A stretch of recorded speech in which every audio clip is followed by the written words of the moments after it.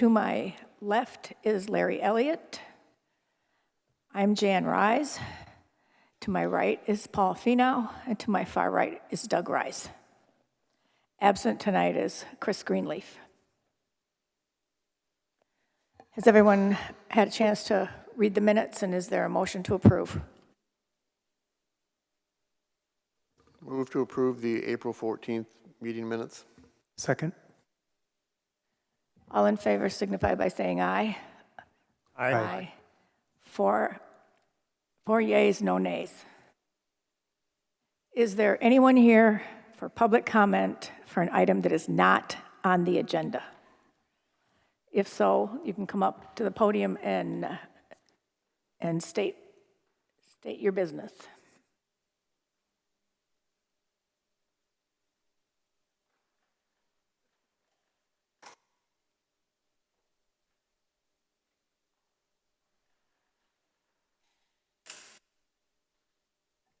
We have one item of former business on our agenda tonight. It was a postponed case, Z number 2602-905 South Henry Street, James Campo and Carol Campo. The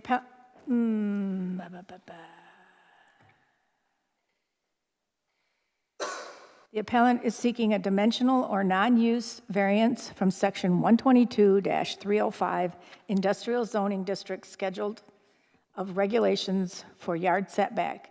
The regulations require a 20-foot setback on both sides, front and back, and a 30-foot in the rear yard. The site plan provided for review indicates a 5-foot green belt provided on the north and south of the pavement. The appellant no longer requires a non-use variance from section 122-403 to perimeter landscaping. Is there someone here to speak to the request for this variance? Please state your name and sign in. And James Campo.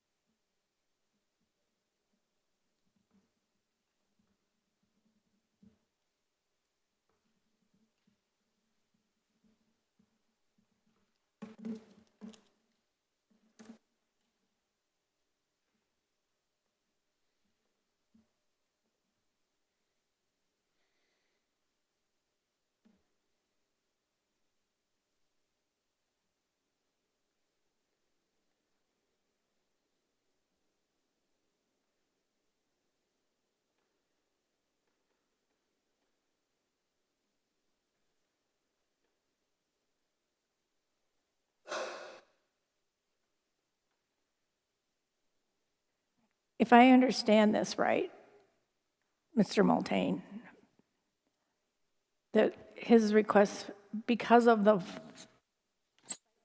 site plan, we'll call it, no longer needs for that setback. They're showing he has the 5-foot, and so he's pretty well. The yard requirements, which state that a parking lot can't be located in the yard, is the variance that he needs to seek. The 5-foot green belt is associated with a perimeter green belt being around a parking lot. So he does have the 5-foot green belt now, but then still needs the setback of the 20-foot on the sides. From the 20 feet, okay. Frontage there, or the JFK frontage.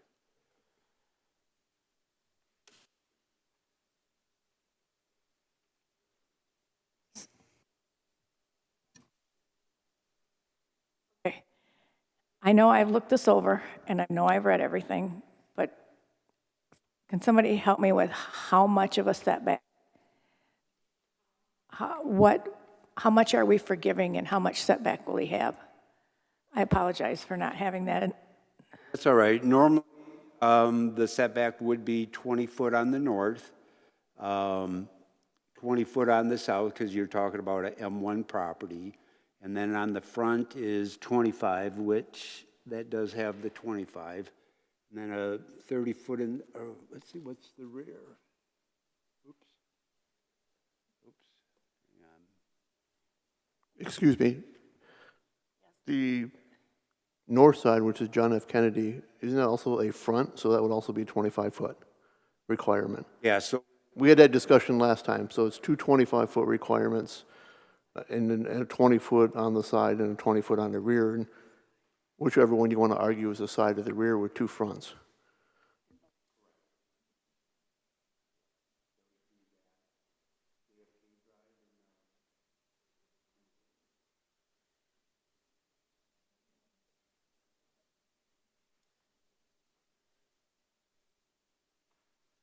So just to clarify, we're meeting the side yard setback, looking at the site plan where it's 20 foot, because that only goes into the access road and that's allowed, correct?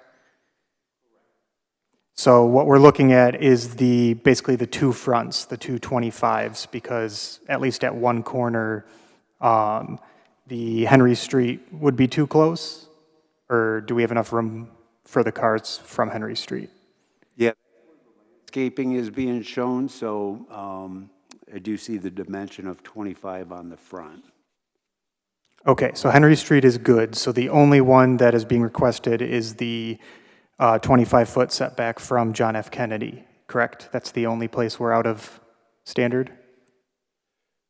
Let me, thing here. It would also be on the setback next to the other property. Because whether you consider that a side yard or a rear yard, you still need a 20-foot setback on that south side. I think he just said that was met because there will be no vehicles parked within that. That requires a 5-foot green belt, but not the 20-foot setback. So it still needs the 20-foot setback on that side too.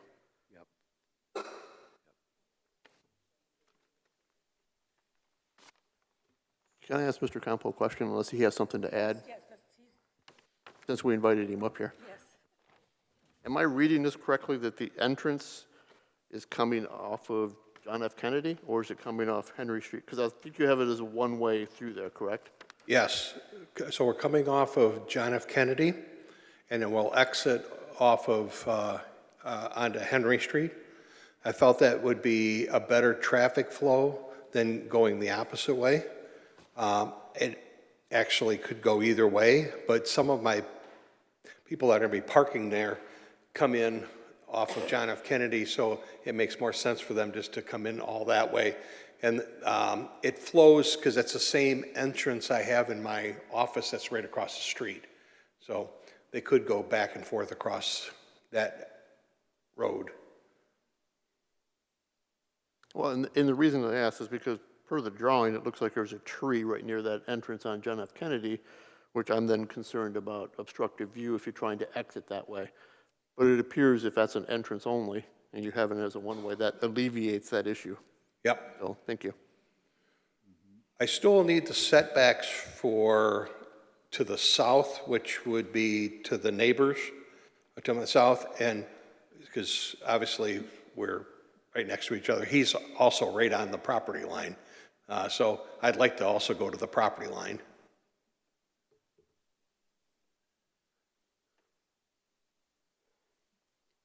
I guess I'd have to say that you both can't be on the property line. I understand. Actually, he has a fence that's on the property line, and I'm going to give him a little bit of edge because I've kind of given about 6 inches along there to give, so we didn't go right to that fence.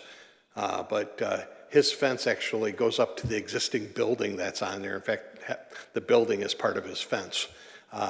So I don't want to make a bad neighbor. I think an easy thing is just to leave the fences the way it is, and I kind of moved over about 6 inches and then started my parking lot. So it's like a little gravel strip in there, kind of as a little buffer.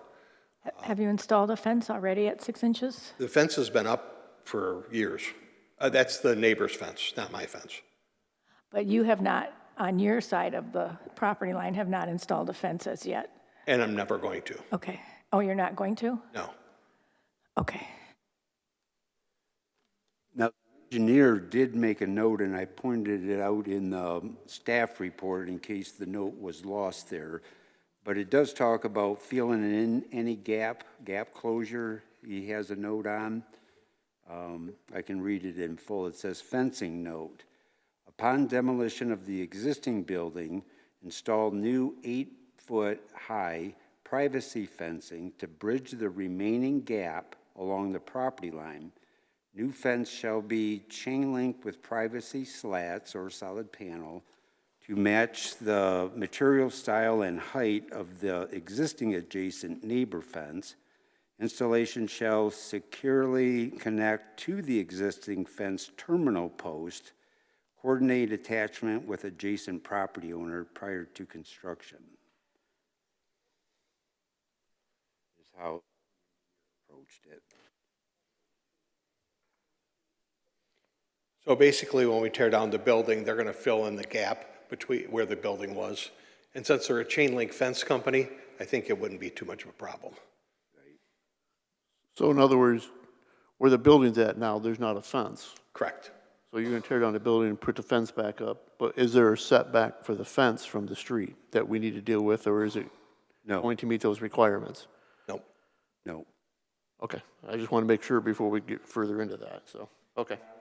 Looking at the site zones and the fence doesn't, well, let's see, where it's darker black, and I'm assuming the lighter gray might mean, I'm not sure what the, yeah, I guess, let me point something out on the site plan here. So right here, there's a, They have parking along Henry Street, and then their fence starts right behind it, so they're behind their parking. yep, okay, yep, so the fence doesn't start to back here and not coming all the way out to the right of way.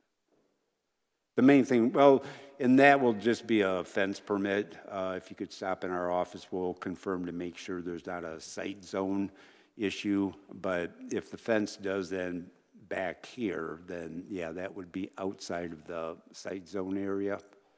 So you would be good.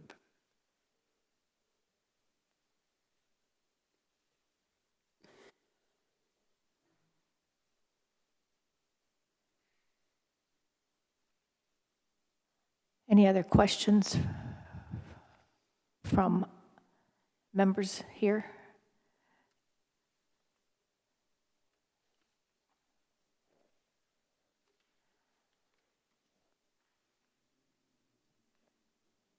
So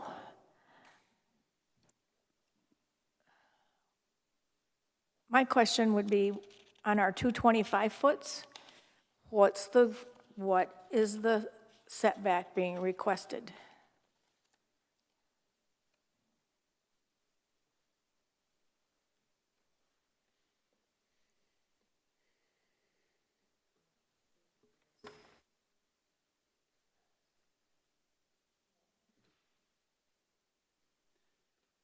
It would be just along that frontage, because if the side is, and it's even shown on the drawing here, 20-foot side yard from that property line goes north, and then it's also showing the 20-foot maneuvering drive, but that is, and then in the ordinance, it does say, and this is definitely a stretch of that, but it does say that the access aisles can be included in the setbacks. I think typically what that means is if you had two adjacent businesses and they were connecting, like you might see out on Wilder, where that access drive can be there, that's typically where you see it. I mean, the safe thing would be the variance specifically for that, but it's one way or the other.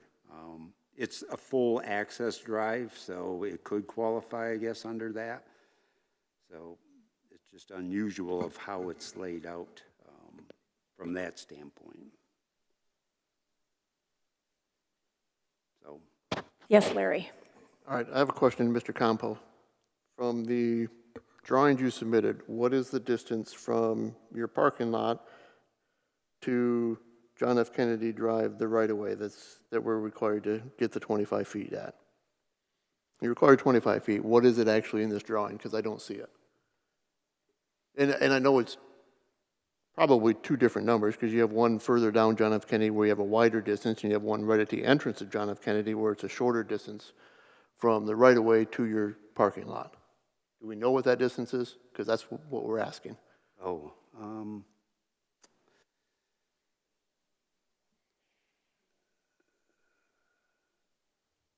well, it could be shown, but I'm just questioning, normally what we do make sure is that they're showing those setbacks from the property line, so all of our dimensions in the ordinance are specifically from the property line. So I guess it could be shown, but I don't see where it would affect the site itself. My feeling it was that it starts at the end of the right-of-way.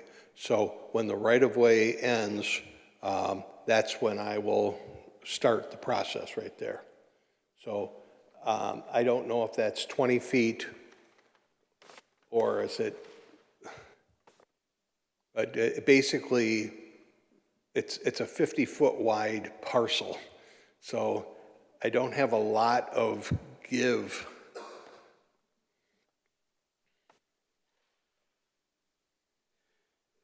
Yeah, and Mr. Elliott, if you look at the drawing on the far right-hand side, it says 66-foot road right-of-way. And then if you follow those lines, the property line and the right-of-way line would be one and the same. So that is shown at 66-foot right-of-way. And then if you look at the north of JFK, it kind of matches up with what we typically say is that the sidewalks are located 1 to 2 feet inside the right-of-way. But no, that one would actually be outside of the right-of-way, or inside. If Yeah, that one's different on the north. So the north is to John F. Kennedy Drive, Right. and the west would be to Henry. So I do need to be probably a narrower strip on the John F. Kennedy, because that's, your right-of-way, I think, is 20, and I need to go to 20, and you wanted me to go 25, but I need to go 20. On the other side, on Henry's side, you got the sidewalk, and then I'm putting a green belt in there. That green belt should easily cover the 25 for Henry, and it definitely will clean up that corner for turning. Let me just make something clear for you, that we can't vote for a variance without knowing what these numbers are. They Understand? have to be in, I believe Mr. Combo just said 20 feet for the north side. Because he said there's that short section right at the entrance to John F. Kennedy that, according to what I just heard, Yep. if I misunderstand, you said you need 25 feet there. You currently, with these drawings, have 20 feet. So you need a 5-foot variance. Correct. Correct. And then, so on you don't need any variance on Henry Street. You need a 5-foot variance on John F. Kennedy, and you need essentially a 20-foot variance, or 19 foot 6 inches, however, which I guess is the easiest way to phrase it, on the south side next to the building. Correct. On the far east side next to the railroad tracks, you don't need any variance. I don't, but I wouldn't mind having that go far enough so I can keep that driveway towards the back of my property. So, and there's a roadway along the railroad track there, which the railroad has. So I'd like to be able to go to the back of my property and not have to go in 20 feet on the east side, but, or 25 feet.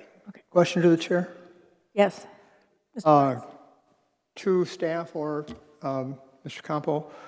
On the drawing, and I ask for forgiveness for old eyes, but I'm having trouble reading the dimension that is showing from the edge of the parking lot to the property line, right down there at the bottom corner. It looks like 19 feet, but can anybody clarify that for me? Yeah. That is the rear yard, so if you look at the throat of that driveway approach, there's 20 foot right there. Then But that's in the property, that's in the parking lot itself. And we're talking about the setback, the 20-foot setback for the rear lot line, right? So we've got 19 feet already, according to what this shows. I don't see the 19. There is a, Is it at the 13? See, bottom I of can't- that, it's showing 13 feet, so is he asking for a 12-foot setback on that east end of the parking lot? 7-foot variance would be the difference between a 20-foot setback and the 13 that he's showing. Correct, sorry. Again, that's considered the access drive. So there's, yeah, Well, I don't think it needs a variance on that end because it's showing that he's got 13 plus the 20 plus whatever that dimension is to the very first parking space. So just looking at those dimensions, he's meeting the rear yard requirement. So you're saying that the access drive is exempt from the setback? Correct. Yeah. This one for sure because of how it's laid out. The one that I was questioning is just the long length of, the one on the south, but the one at the rear is clearly part of that access to the parking areas. So the access drive for the main parking lot itself then is exempt from the side setback for the south property line? So we've got 20 feet there, we're fine. So we only need the 20-foot variance on the north property line along John F. Kennedy. Correct. Okay. Yep. And that matches up with my building across John F. Kennedy. So it would be, in fact, I have the same size, except it's a wider lot, but I have the same depth lot. So it would kind of match that perfectly. So, Right?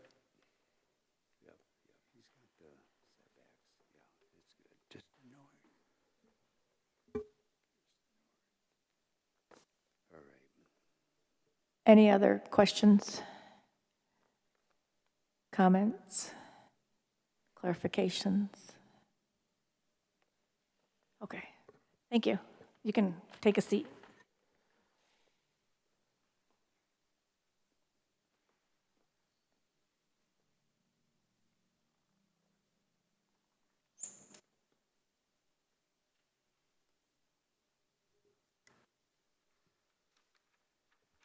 Is there a motion to begin close that hearing and begin our, gentlemen?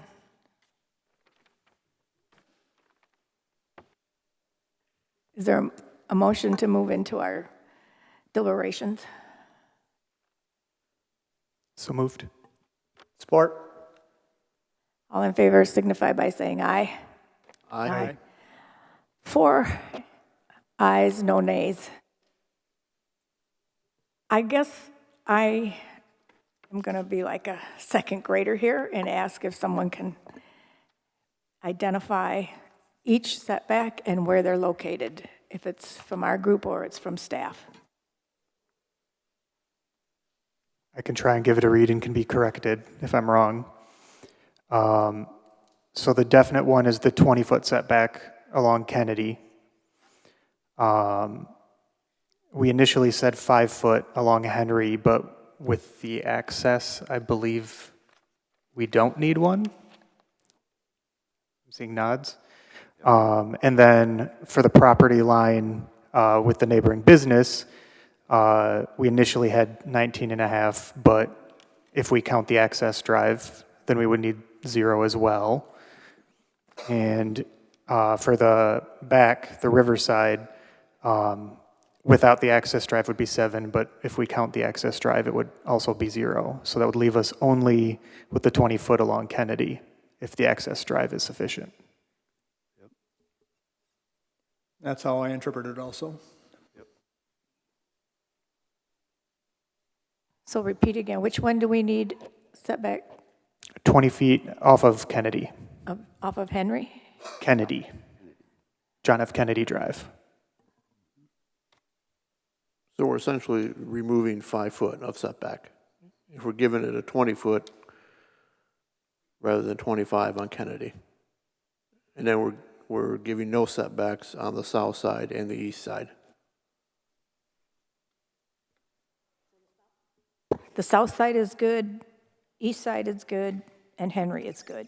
No, the east side and the south side can't be good because he needs a 20-foot setback on both sides there. And it needs to be a 0. Okay. So we have to basically eliminate those 20-foot setbacks. And we have to take the 25-foot that is currently required on John F. Kennedy and make it 20. The variance, right? Question? Yes, The note on the drawing right below the drive off of Henry shows a 20, pardon? who is this question to? It's a note to the board. Okay, thank you.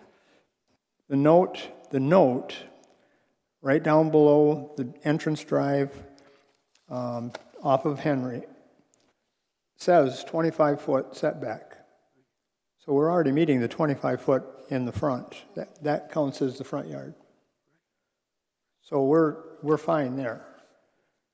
We only need a 0 setback on the John F. Kennedy Street side, and that's it.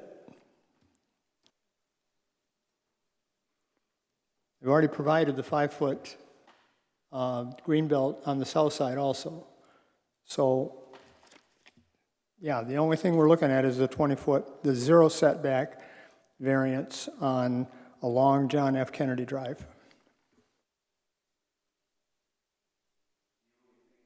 We decided that's the 20-foot because the requirement is 25 because you got 2 street frontages, and then 5 is being provided, so then the number would be 20-foot. Yep. Need 25, providing 5, and then that would leave the 20-foot measurement as the variance. The 5-foot for the green space is not contiguous with the 25? It's not included in the 25? The 5-foot perimeter is because it's a parking lot, that a parking lot, no matter where it is on the site, does have to have a 5-foot green belt. So if you just look at it as, you have to have a 25-foot frontage, but then again, 5 foot is being provided.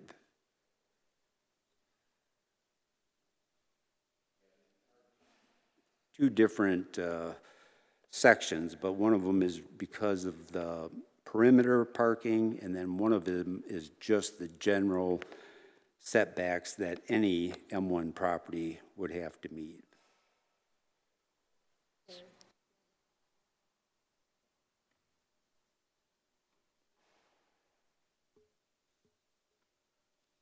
So my question for point of clarification before a motion is made is the motion that we are adopting is for a 0 setback along John F. Kennedy Drive with the exception of the 5-foot greenbelt space, planting space. No. Then what is it? Yes, Larry. As I understand it, on John F. Kennedy, the current setback requirement is 25 feet. He's asking for 20 feet setback. So that's what on John F. Kennedy. Henry Street is a requirement for 25 foot. He has a 25 foot, so we don't need to be worried about that. On the east side, right there by the railroad tracks, he's asking, it's a requirement because it's either a front or a side, depending on how you want, a side or a back, depending on how you want to look at it, is a 20-foot requirement. So he needs 0. And on the south side, next to the other property, it's a requirement for a 20-foot setback, and he's requesting a 0-foot setback. So it's 2 zeros and a 20. So he's actually asking essentially for John F. Kennedy to be considered a side lot or side yard rather than a front, if you want to look at it that way.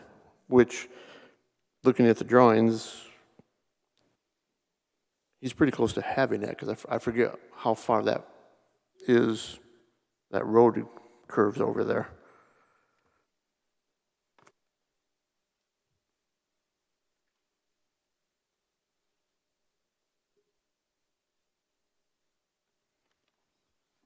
Mr. Multain, do you agree with Larry's numbers?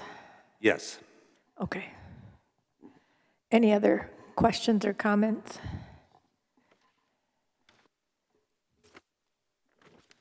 I'd like to take a stab at the non-use variances, or the standards.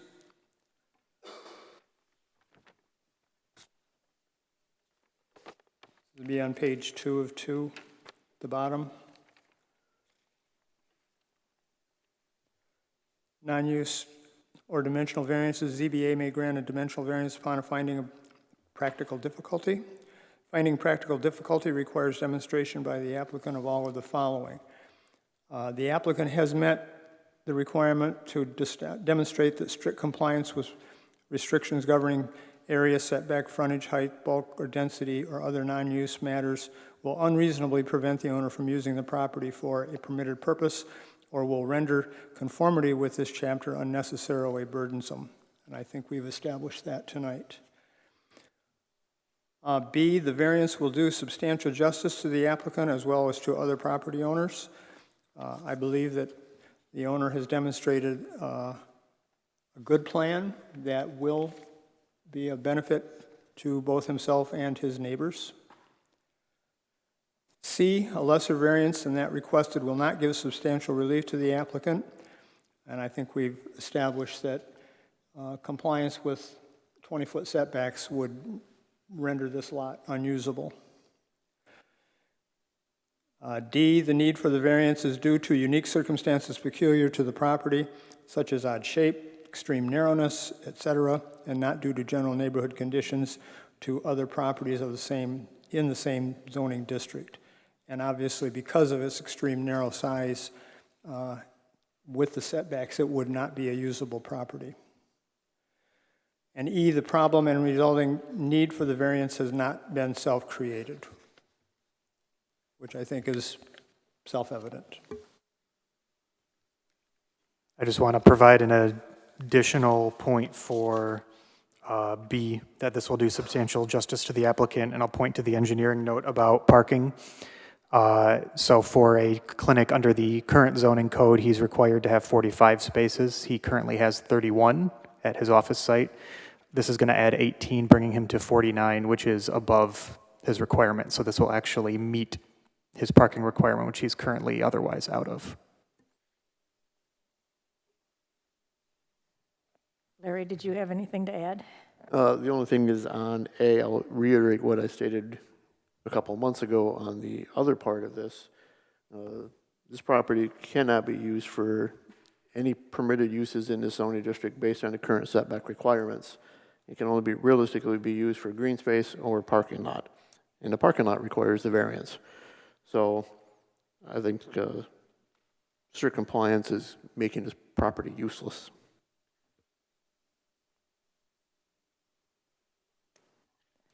Okay, so we need a motion.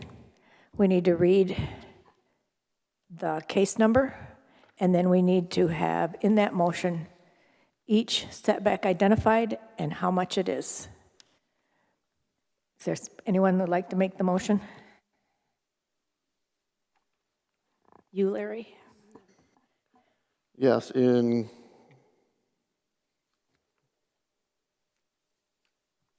hold on, I just lost the case number. Hold on, I apologize. In case Z2602, letter B, for the non-use variance, I recommend and make a motion that we approve a 20-foot setback along John F. Kennedy Drive, a 0-foot setback on the east side next to the railroad track, and a 0-foot setback on the south side next to the adjacent property, based on the discussion held tonight.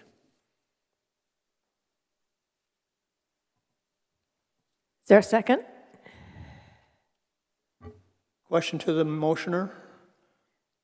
I thought the zero setback was on John F. Kennedy Drive, and the 20-foot was on the south side of the property adjacent to the adjacent property owner. No, because John F. Kennedy currently requires a 25-foot setback, and under the drawings and the applicant's admission, he needs 20 foot there. The 0 is next to the railroad tracks.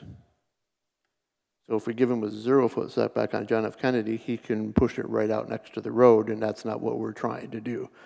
We're trying to keep it off the road at 20 feet. No. If we set it off 20 feet, he doesn't have a parking lot anymore. I agree. We want to set a 0 setback in lieu of the 20-foot requirement, or 25-foot, whichever you want to call it. Right, my understanding was no change was needed on 3 sides, and only on JFK was 20 foot less down to the 5-foot green belt. 5 foot, so, okay. I will amend my motion to a 5-foot setback on John F. Kennedy. Because I agree with Mr. Kleinauer, that does, you're right. He needs a 5-foot setback there, because he needs to lose For the green space. 20 feet of that, so he needs a 5-foot setback. I apologize, you were correct. I'll support that motion.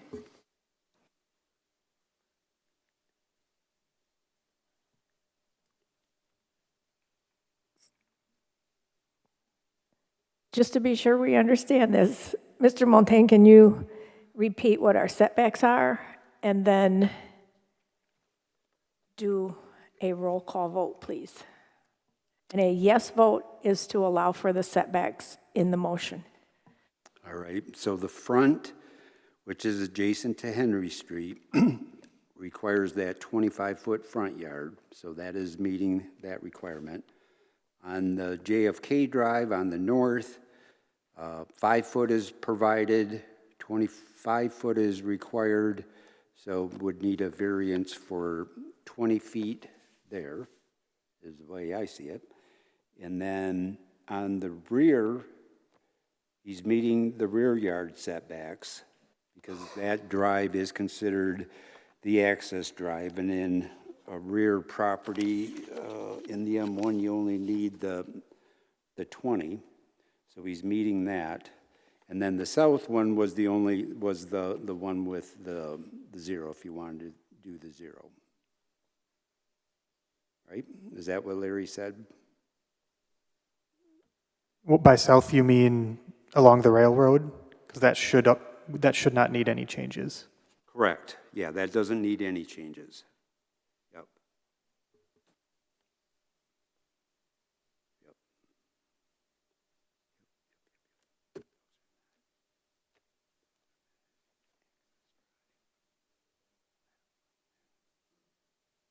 Can I get clarification? Yep. Are we ready for a roll call vote?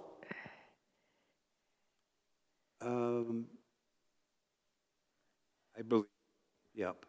Unless you want to suspend the meeting and just take the one question that the applicant still has. Suspend the rules and, I would make a motion for that, just to make sure we're all on the same page. all right. I'll support.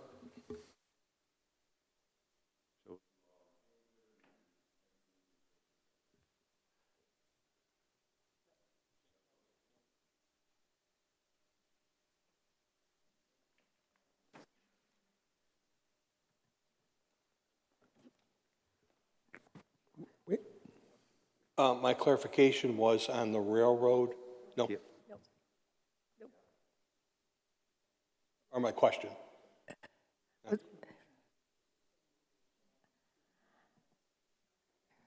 All right. All those in favor of suspending the rules signify by saying aye. Aye. Aye. Opposed? None. Okay. Now, To be suspended. Sorry, go ahead with your question, sir. on the railroad side, you were, when Larry said I needed a zero setback, I agree with that. I don't want to have the 20 setback on the railroad because where that access drive comes in off of that, I plan on paving to the edge of that right-of-way to give us some room for like putting snow and things of that sort. So I would like the zero access on the railroad side to go closer to the railroad. Do you mean you need 0, or I see that it is 13 feet from the lot line until the pavement, so would a 7-foot setback suffice?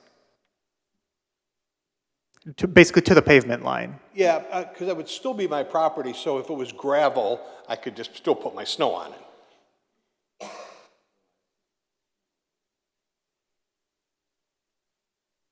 So I guess that would be okay. I just want to make sure how far I'm putting my pavement. I don't want to, I like the pavement not to end right at that back drive when it comes in on the railroad side. I'd like to have the pavement go a little bit wider so there's just room to maneuver and go around that corner. So I'd like my setback similar to what it is to the neighboring property, which is 0. I'd like to be 0 to the railroad if that's possible. So to staff, do we need a 7-foot setback for him to be able to pave to the current site plan where it shows the 13-foot from lot line to pavement? Do we need to give him a 7-foot setback for that? Let's see. Yeah, because I'm having to distinguish clearly the access setback from the parking lot setback. So the access is one discussion, but if we're talking about the setback for a parking lot from that, it would be the 7-foot, based on the drawing that you have right now. But as I said earlier, though, that is also an agreed access drive, and access drives are exempt, but I think what's changing the equation is the desire to have that more as an access drive. But again, access drive are exempt, so. To the petitioner, can you clarify when you're talking about dumping snow, dumping gravel, are you talking about putting that on the pavement or off the pavement towards the lot line? I would like to be as far back as I possibly can. I guess we're talking about the asphalt right now because the gravel really doesn't make a difference.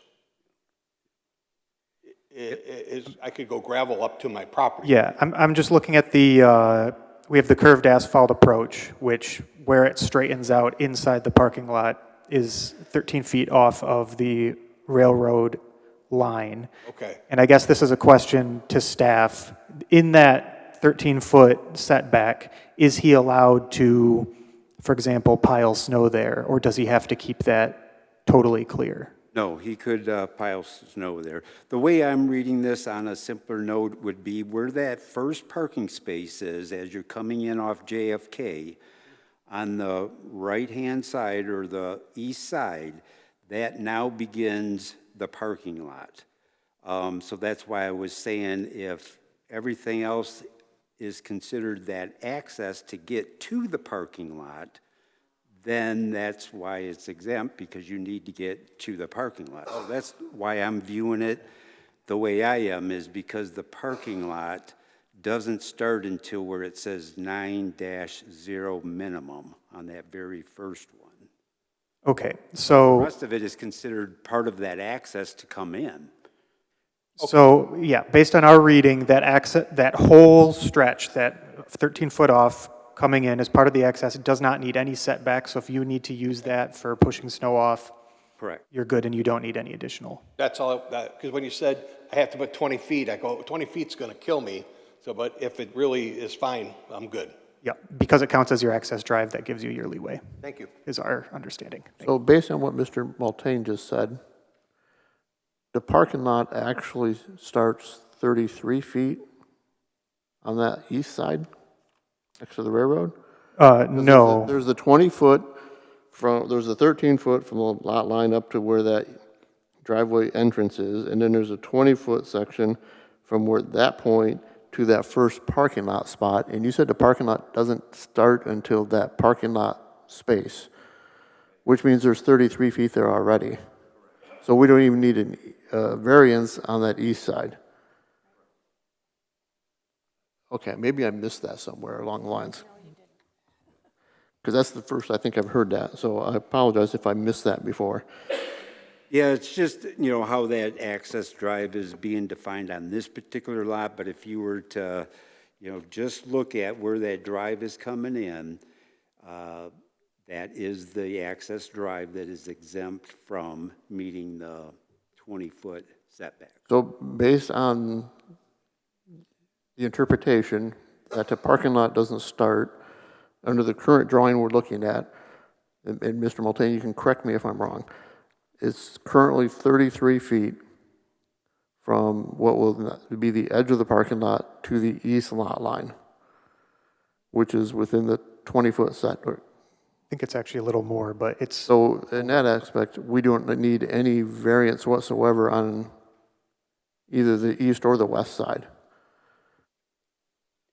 correct. Correct. The only one needed was the one along And JFK. based on that, I will amend my motion to remove any setback requirement on that east side. So we're only dealing with the 5-foot setback on John F. Kennedy and the 0-foot setback on, next to the adjacent property on the south side. Exactly. Didn't we not need one along the property line because the fence can be placed there regardless and the access road does not consume his setback? The setback can pass through it? Again, I think the only alteration we are making is reducing the JFK side setback by 20 feet down to 5 feet. That's my understanding. Mine too.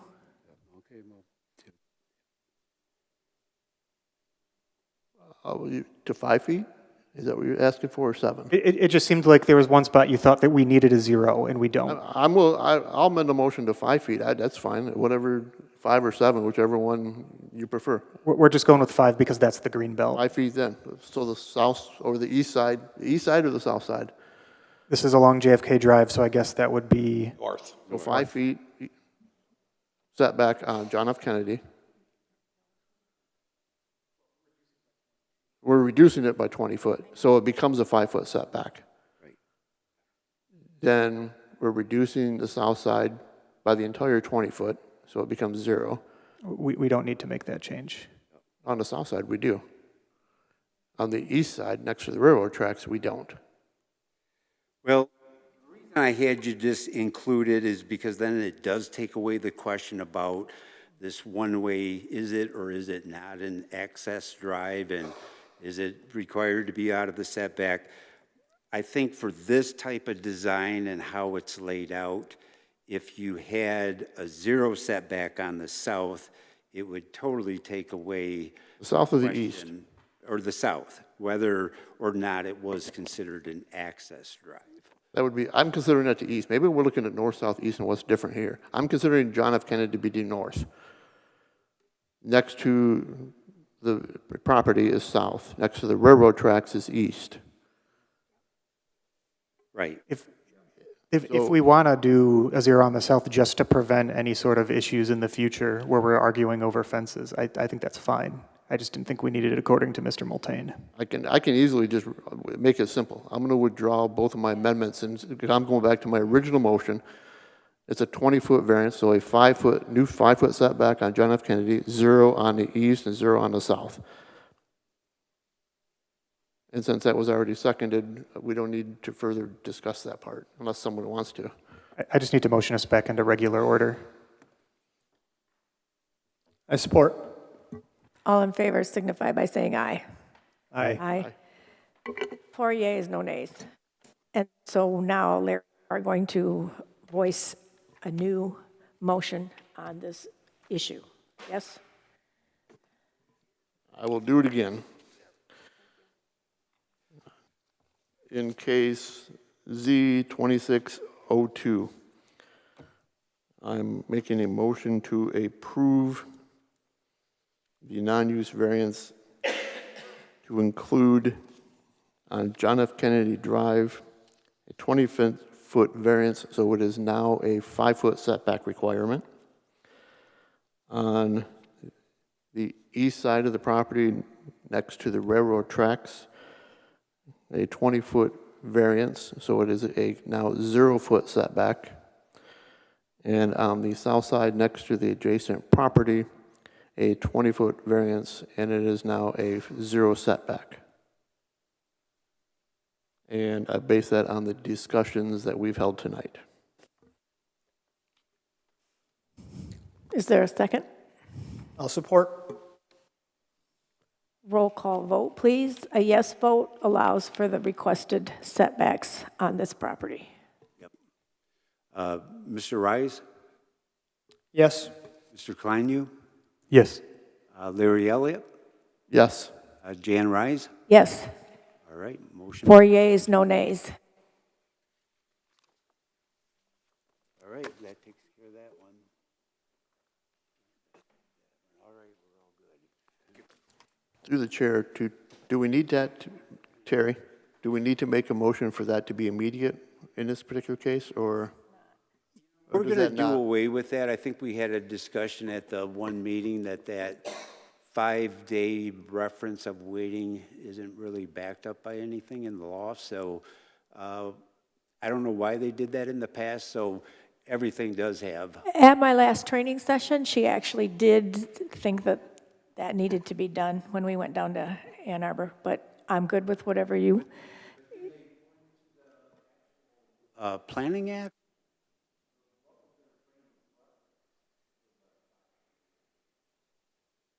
What was their, what did they direct you to say that it was? if you wanted it sooner, they recommended that you motion that it be sooner than, because of, Terry, I did that 2 months ago, but it had to do with approval of minutes and everything.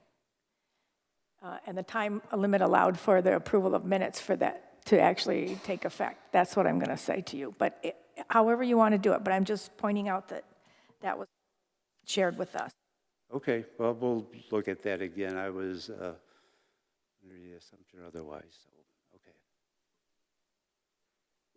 okay. Question to staff, through the chair. Yes. Is this still going to require site plan review at the planning commission? It's not, is it?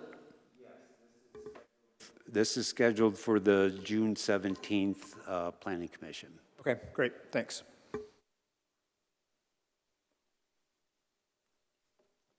Okay. Thank you. Thank you for the very nice. Thank you.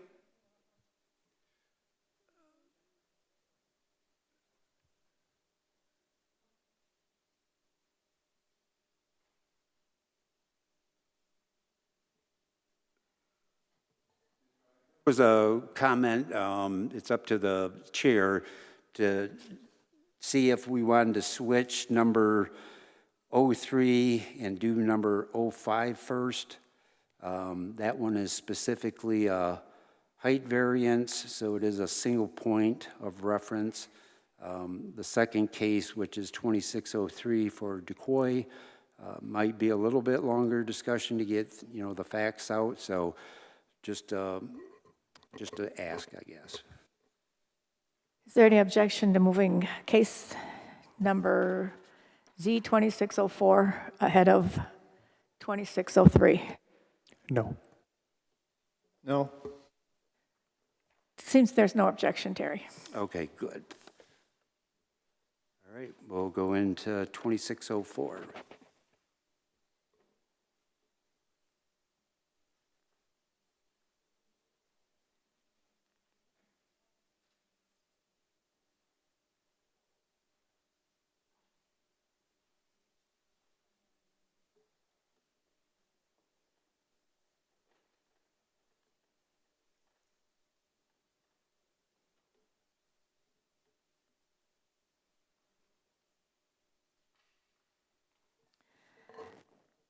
Case Z2604-1006 Joseph Street, Kevin Bellhorn. The appellant is requesting a non-use variance from Section 122-52B5, accessory buildings and structures in residential zoning districts as provided in Article 5, Section 122-52B5, that limits the total building height of a detached accessory buildings to 14 feet at the midpoint of the roof. The applicant is proposing a building height of 16 feet at the midpoint. Is Mr. Bellhorn here? You want to the podium, sign in, state your name and sign in, and we'll hear what you have to say about your request.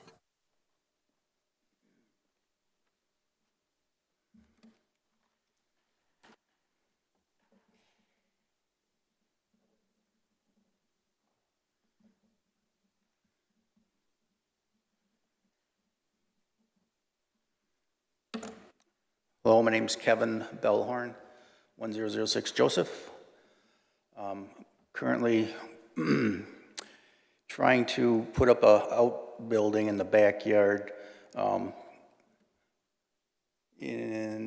you have the picture of my, Yeah, let me scroll right there. I'll just give you a quick reason why I'm doing this. Can you please speak very clearly in the microphone as we record our minutes? Okay? Thank you. So I want to put a shed in the back with a gambrel roof instead of the normal truss style. That's because I needed to get some storage area. I can get another 600 plus square feet up there on the top. My property is 75 feet wide by 225 long. The 75 feet right now, the design that I bought, the house and the garage, they're 64 feet. So I only have 5.5 feet on each side of my buildings, my house and garage. So I've been using my neighbor's property to get everything to the backyard. But I put another garage door in last year, and I have a drive-through garage, which eliminated all my storage space. And you know how garages are always full of stuff? Well, I don't have that anymore. So I would like to get more storage area in the shed in the back. And if I go to that height, that's what the gambrel roof midpoint will be, about 16 feet.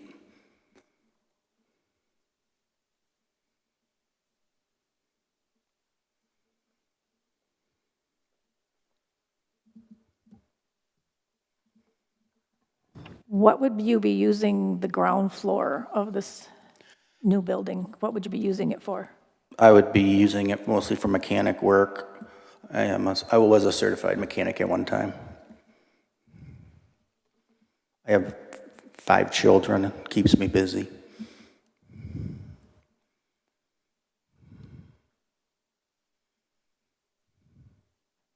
Any questions?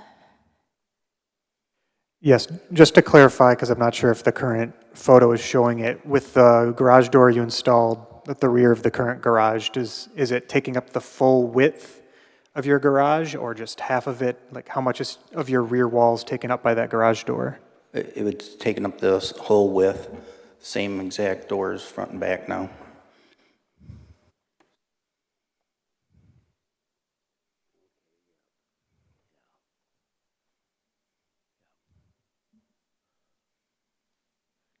Do you plan on driving back to the location of your new building? Correct. Do you plan on putting a driveway in for it? I'm going to concrete in the back, yes.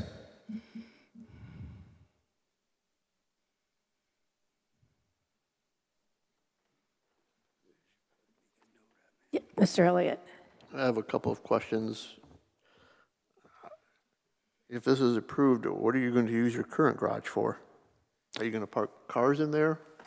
Like, I'm assuming you park vehicles in there now. Or is it all your shop right now? All it's all our stuff, you know. There's no car. Car hasn't been in there for years. So if this is not approved, essentially what you have now is what you're proposing to put in the backyard. Because right now, according to this drawing I'm looking at, you have a garage that's roughly 26 by 32, and you want to move one to the back and make it 24 by 36, Correct. which is, a quick calculation, roughly the same square footage. A little bit, I think you're actually gaining a little bit more. Correct. And you would be gaining a two-car garage up front. That's my drive, it would be a drive-through. You couldn't store anything in there. It would you be can still- empty. So by working on vehicles in the back, is this going to be like a commercial business then? No, it's not. That you're It's my hobby. pushing cars in and out that much? Because I'm not, I guess, I don't know what's above your garage right now. Why not just tear that down and push this back? If that's the case, I don't know why you put a second garage door in, but that's your preference, I guess, but. And I say this knowing just how big a 24 by 36 garage is going to be. You indicated in your thing that that's a two-car garage. That's more than a two-car garage. That's at least three, and depending on how you park them in there, you can probably put four. Because I can easily get three in my 24 by 32 foot garage. So that's where I'm just trying to figure this out. Well, there'll be two garage doors in the new building. Yeah, there'll be some more room where I can put the lawnmowers and store whatever else I need to on the side.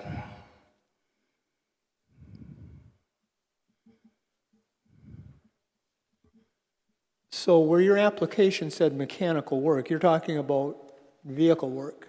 Correct. Working on automobiles, trucks, that sort of thing? Right. Anything that comes up that someone needs done in the family.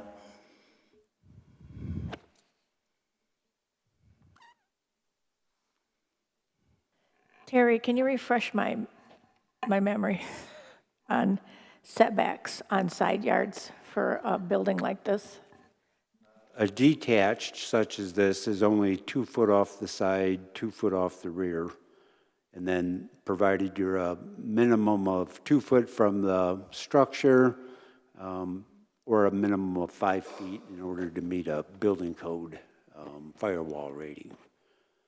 So it's well in excess of any of the 2 foot setbacks.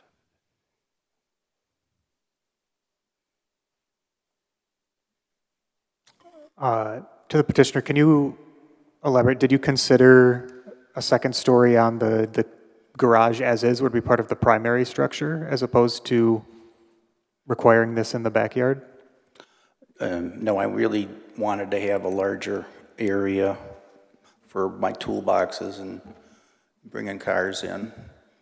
And the garage that I have currently is just a single car garage. I guess where I was going with that is, in the new situation, the current garage would be largely a pass-through. Maybe vehicles would be parked there temporarily. And then you'd have your primary quote-unquote garage in the backyard and your storage for your supplies in that garage on the second story. So I'm wondering how that's functionally different than adding a second story to the existing garage, but then still building just a single-story garage out back, which I don't believe would require any alterations to the rules because your house can be a lot taller than an accessory building. Correct. That would be financially probably double the cost of what I'm currently looking at, though. Be built, putting in the new building in the back, plus then going ahead and adding on another story to my current garage.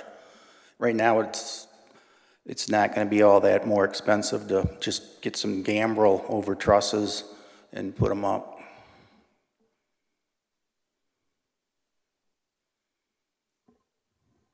I think what he would be describing there, if I'm correct, would be attached to the house, you're going to have a full footing as the house would have to, whereas the accessory building doesn't have the same footing requirement.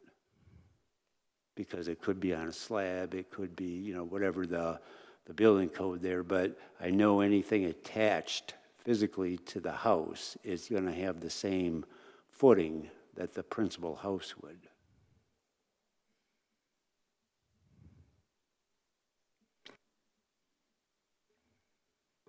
Question to the applicant? Your reasoning for wanting to go to the gambrel style is what primarily? Additional storage, more than you would, because you would still have storage in a regular pitched roof with the 14-foot midpoint. Right. Yeah, it's additional storage. I have a lot of hunting, camping, fishing, you name it, that I can put up there. A lot of different stuff would go up in that new building. Mr. Elliott? I think Mr. Rice still has the floor. Didn't know if he was done. Yeah. Okay, so essentially what you want is the second story to be so you can walk in it. Yep. Because on a correct. 14-foot, it's difficult to walk across the top. Correct. Okay, thank you.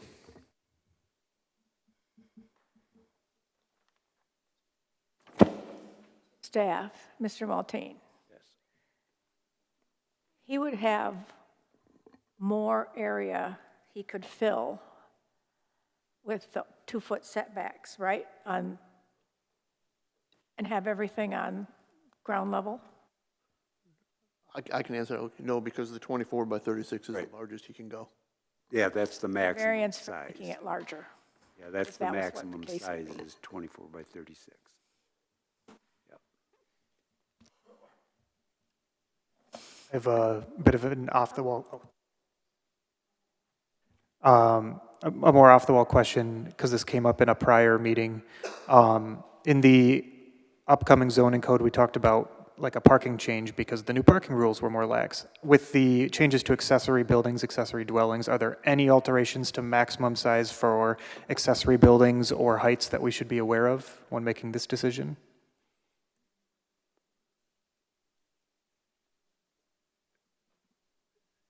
Yes, no, if I could answer that for Doug, because, well, one, we don't have that ordinance in front of us. And what you are probably also referring to is the accessory dwelling units. That is going to be, a possibility, but that would be specific to an accessory dwelling unit. So there are going to be some changes to what these, well, because the new term, the accessory dwelling unit, is different than what we're typically seeing here, which is an accessory unit, or accessory structure, accessory structure. So the answer is, but I would have to refer or defer to that to find out what was because I remember a discussion about if you're going to have an accessory dwelling unit, you would have to have it taller than the typical accessory structure, or else it would only be limited to the one height. So, yeah, it's in there, but I can't quote it right now. That's fine. I just wanted the clarification because if we're going to run into a situation where it's rejected today but allowed theoretically in a month from now, we could think about heading that off. But if we don't have the info, we can just not consider it today.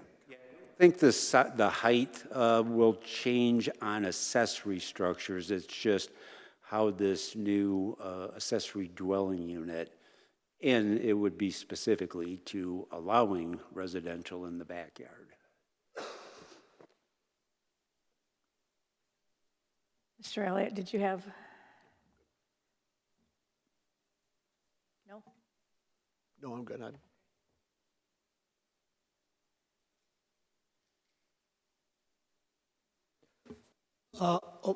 Question to the applicant, if I may. I see he's already left the podium.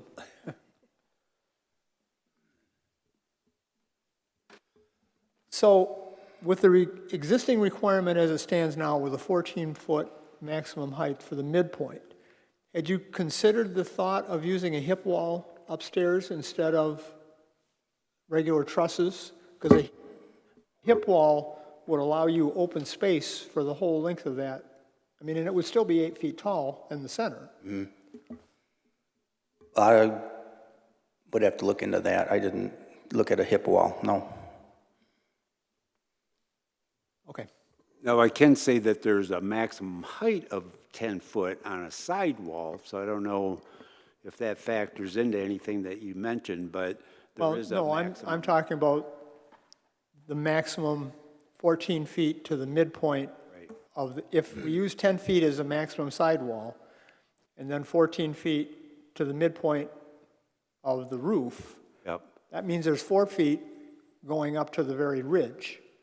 And if you used a hip wall in the middle of the structure instead of standard trusses, you'd still support the roof, but you would have open access the full length of the structure. That was my only thought, if you had thought about that.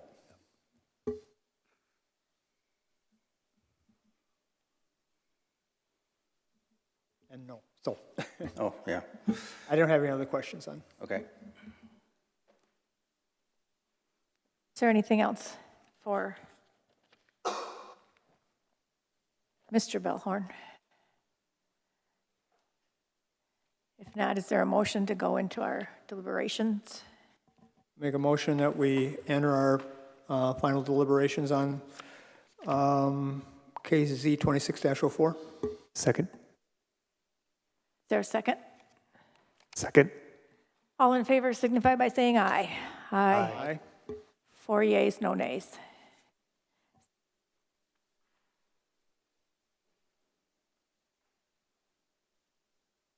I think I'm going to start with the discussion.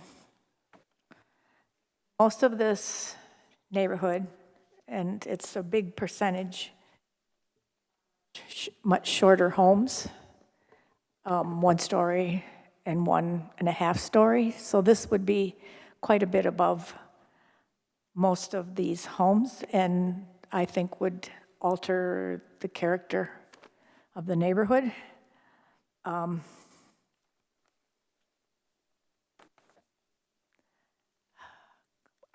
I did go and observe this location a couple of times. And it seems like it would be a pretty tall building for the backyard in this neighborhood. So I'm not sure I can support this, but we need to walk through the discussions. Anyone else?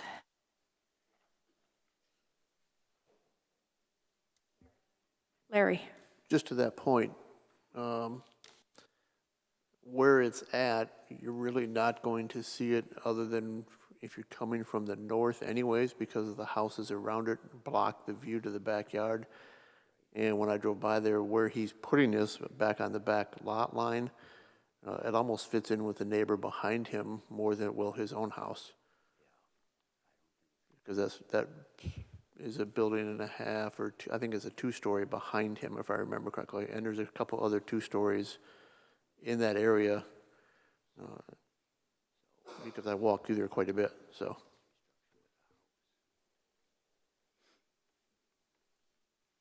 However, it's,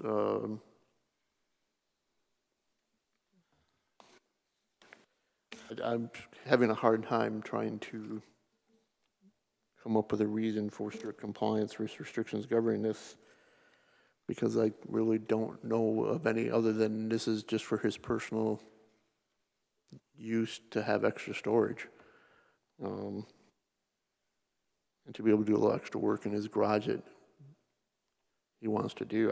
I'm confused by this right now, so someone else is going to have to come up with these.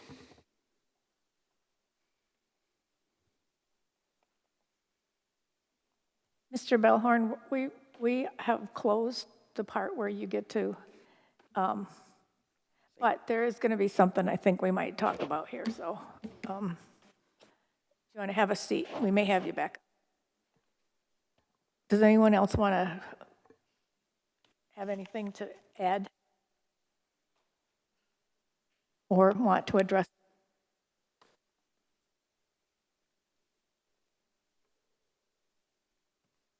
I agree the main standard to get over, before we can get over anything else, is I think it was the first one, where we argue that strict compliance would make his goal impossible.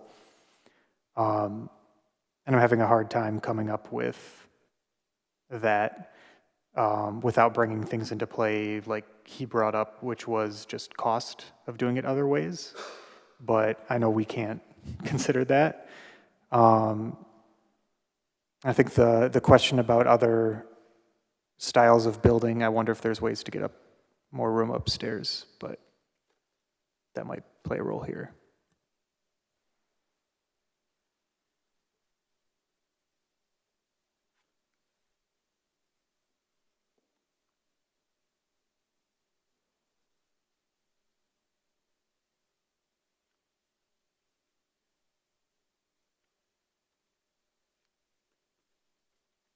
To address the standards.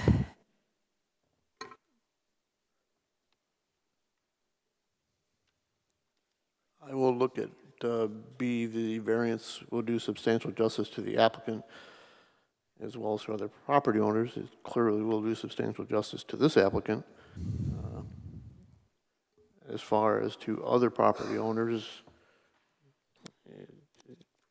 quite honestly, particularly in this case, if we grant it to this one, we're basically opening the door to looking at it and granting it to anybody that wants to raise it to what he's asking for, to raise the midpoint from 14 foot to whatever height somebody wants, I guess. Lesser variance than requested will not give substantial relief to the applicant. He's asking for a relief of, I lost the drawing, hold on, I apologize. Keep turning the page. Yep. He's actually asking for relief of 1 feet 10 inches. I'm not sure how much lower you can go than that and make it realistic. So in that particular case, I don't think there is a lesser variance that can be given in this particular case. The need for variance is due to unique circumstances particular to this property and not to the general neighborness. No, it's actually, I wouldn't mind having a 75 feet by what he has as property-wise to put my garage in the backyard like that. So I don't know how this is unique circumstance particular to this property, other than the fact that the garage is attached to the side of the house and he's only got 5 feet on each side and had to put a back door on his garage to drive through it to get to the second garage. The problem and resulting need for the variance has not been self-created, other than him wanting additional storage. I believe it is self-created in that aspect. I don't know how someone else can explain how it hasn't been self-created. And I'm not trying to be mean to Mr. Bellhorn, but I think you might have to look at a different hip roof or some of the roof. So somebody can convince me differently at this point.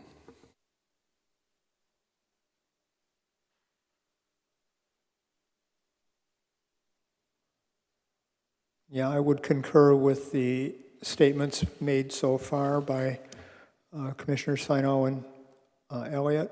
And I also, on standard E, the problem and resulting need for the variance has not been self-created.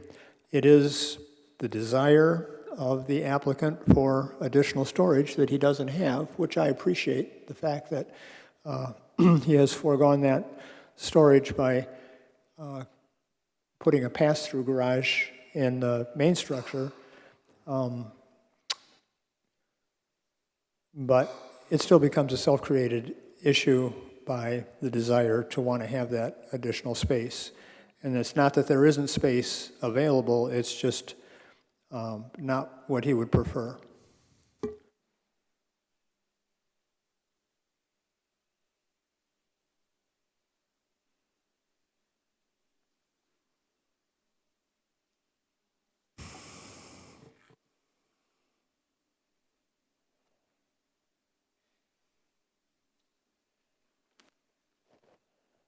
Does anyone object if I have Mr. Bellhorn come back up and we discuss the postponement? No? Podium, please.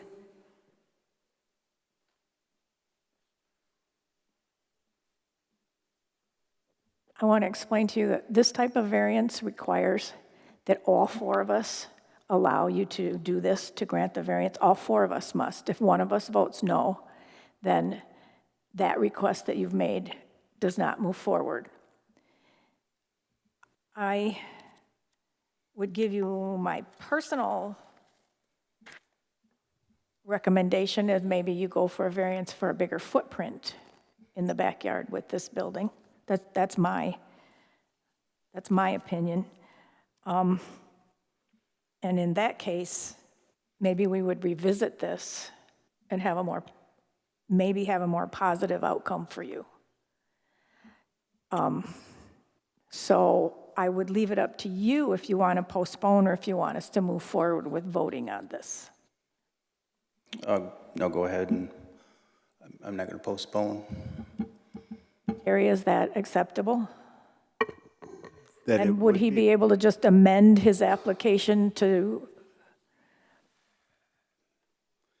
Well, the question is, in the public hearing notice, it's very specific to the height variance. So that's what's advertised as being the request for tonight. So if there was any deviation, especially where it's completely a different thing, it would have to be renoticed. Renoticed. Yeah, we'd have to republish because it's a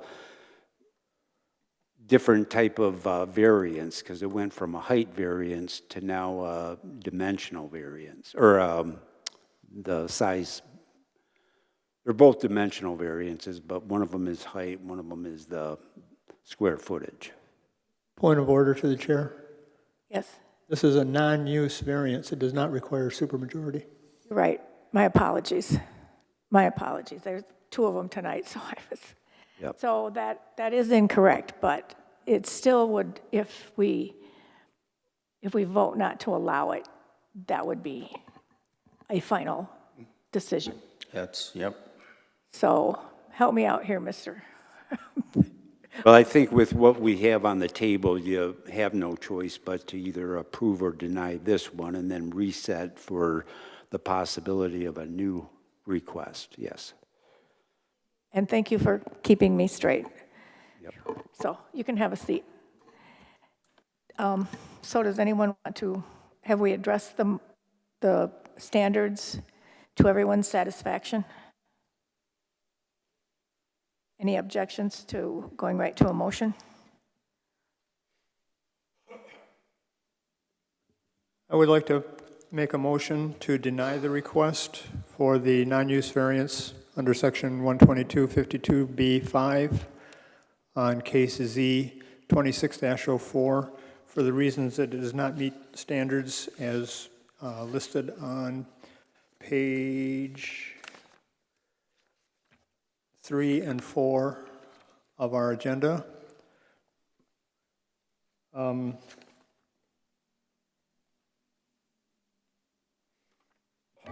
that's my motion, to deny.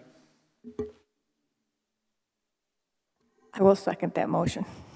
Is there any other discussion? I will second it, but I do have one amendment because he said pages 3 and 4 of the agenda, and I believe it would actually be pages 3 and 4 of the staff report on this case. I would make that amendment. So roll call vote, please. A yep, no vote. A yes vote would be to deny. A no vote would be to move on to something else here. Mr. Rise, Yes. Mr. Kleinu, Yes. Mr. Elliott, Yes? and Ms. Rise. Yes. All right. No, I failed to ask, well, there was no correspondence on this. No, there wasn't. Yeah, Thank we you. would have thought of that too, but yeah, there was no correspondence.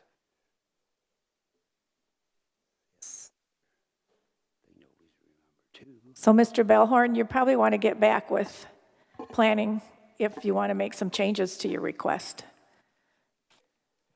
All right, thank you. Request a 5-minute recess.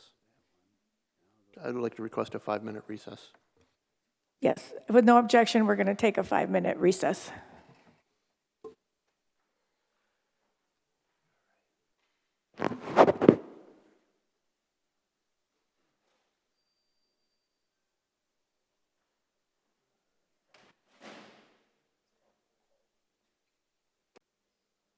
Ready? Yep.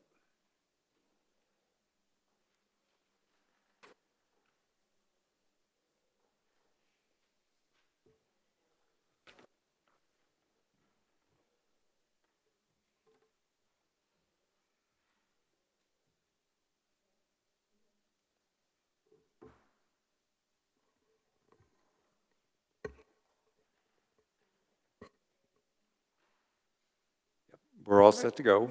We're all here, so we are back in order. Recorder's on. Pardon me? The recorder is back on.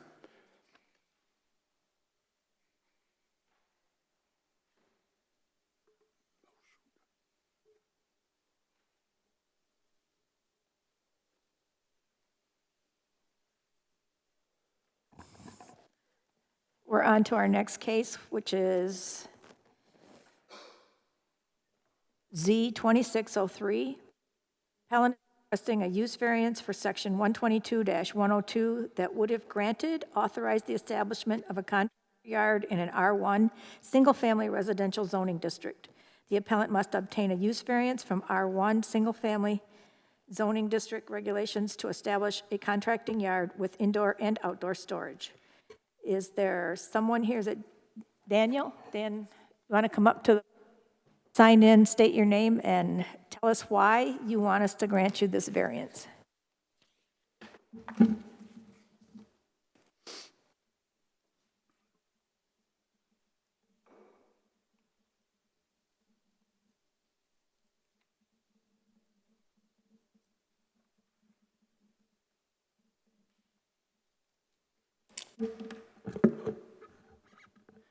My name is Daniel Beebe. I'm the owner at 1118 Decoy Drive.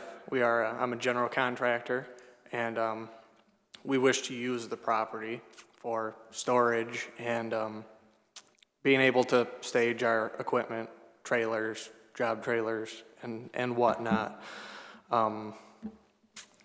Indoor storage. The only outdoor storage would be for trucks and trailers. I don't warehouse materials or anything like that, so it's no goods or any of sort will be stored outside. I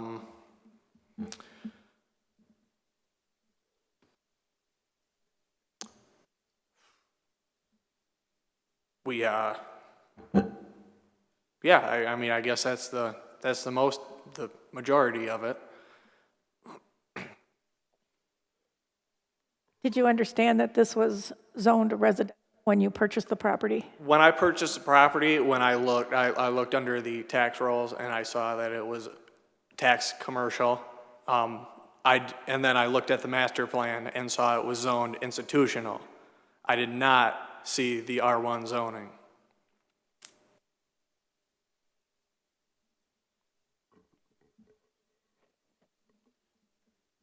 Any other questions?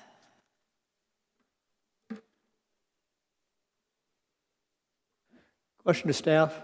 Terry, in the land use map, do we show a differential? If an institutional use is in an R1 area, is it the same color as the surrounding R1? Well, there was an overlay that was identifying on the current 2012 map. It was identified as governmental. Actually, in the new zoning map, that is taken off because what should only be shown is an overlay district. So those governmental that are on the current zoning ordinance, if you were to remove those, which you can on the GIS digital, you would see that the underlying zoning is residential R1. So typically, the high majority of the churches are all in R1 property, or if they're in a neighborhood that has a lot of R2, it might be an R2 property. But typically, all of our institutional, so, what we identified in the new map is that is confusing and it needs to be taken, and it was taken off. Because we have requests sometimes where people will say, well, what is the zoning of that school, because it's, identifying an institutional use, but what's the zoning underneath? And, real quickly, we know in the office, you look at the bigger neighborhood, and it's underneath that is R1. So on like a GIS layer, you would turn off that note of the institutional layer.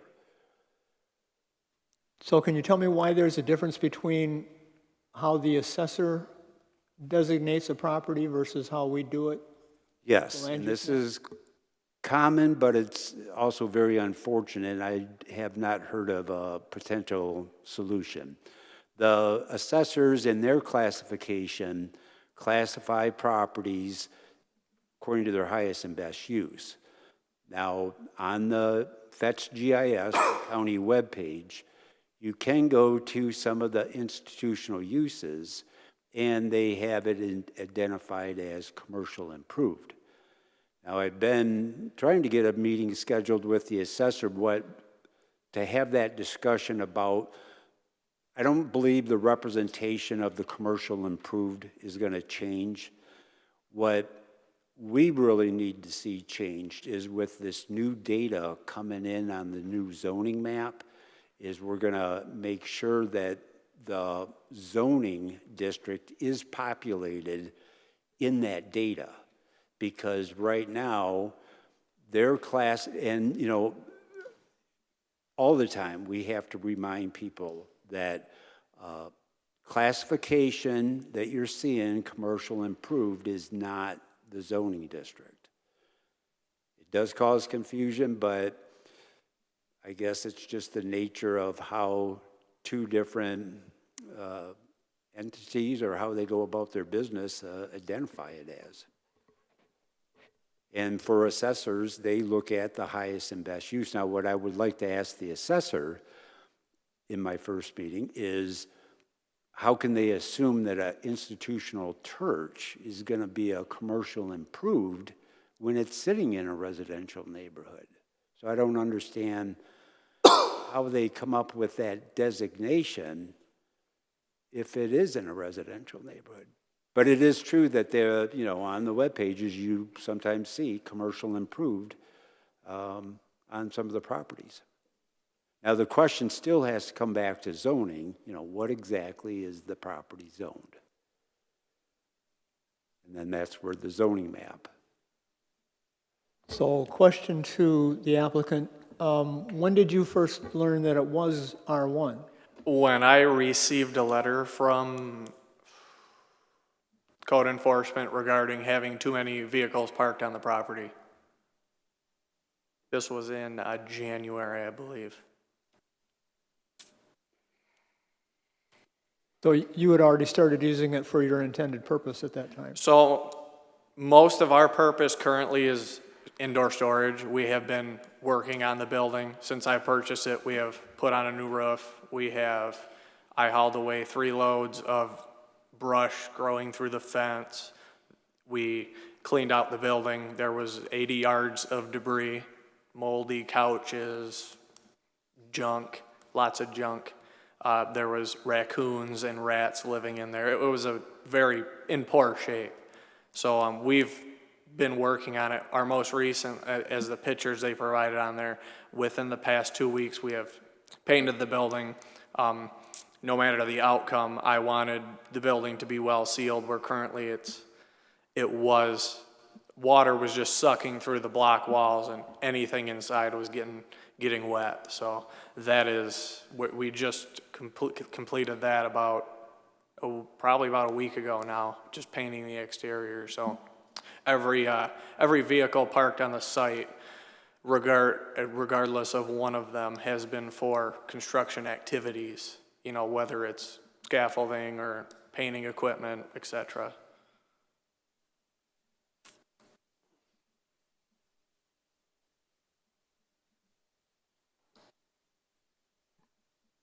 Did you say all the vehicles parked there are for your construction, used in your construction? Correct, but they are in use on that building currently. Because I think I saw a travel trailer there. Well, in an R1's district, I am allowed up to 2 trailers. The rest of them are I've been using during construction activity. Okay. Anyone else have questions? Yes. Is there any plans to do something with that fence or to put a fence around the rest of it? And the reason I ask is you're next to the school. They practice soccer, football, and kids run around that field all the time. When it comes to the rest of the fence that is currently there, that's a 6-foot fence that borders the south, and then most of that would be the east side of the property. It's a chain link fence, and I would like to put privacy slats through the chain link. It had a lot of trees growing through it, brush, debris, so we took care of most of it, and we still have more to do, so we need more time to do that. And then I would like to put a fence around the rest of the property, seeing I'm able to operate out of here, because I don't like people seeing my stuff. I'd much prefer it be hidden.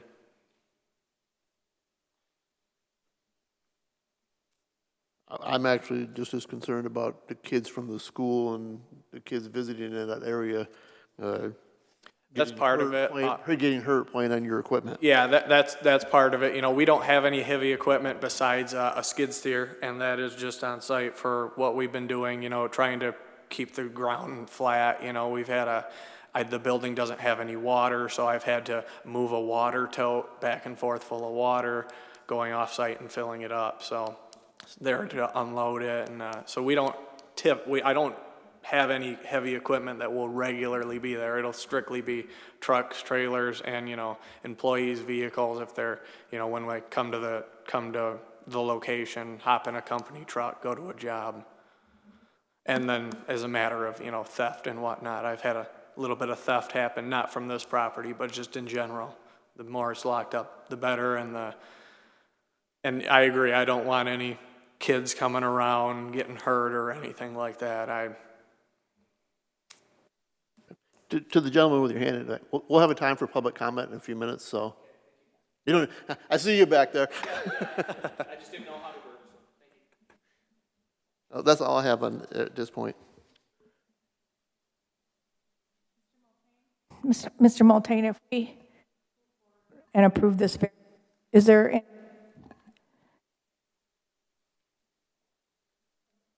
let me ask Mr. Beebe first. Do you have any plans to pave around your building to park your vehicles on?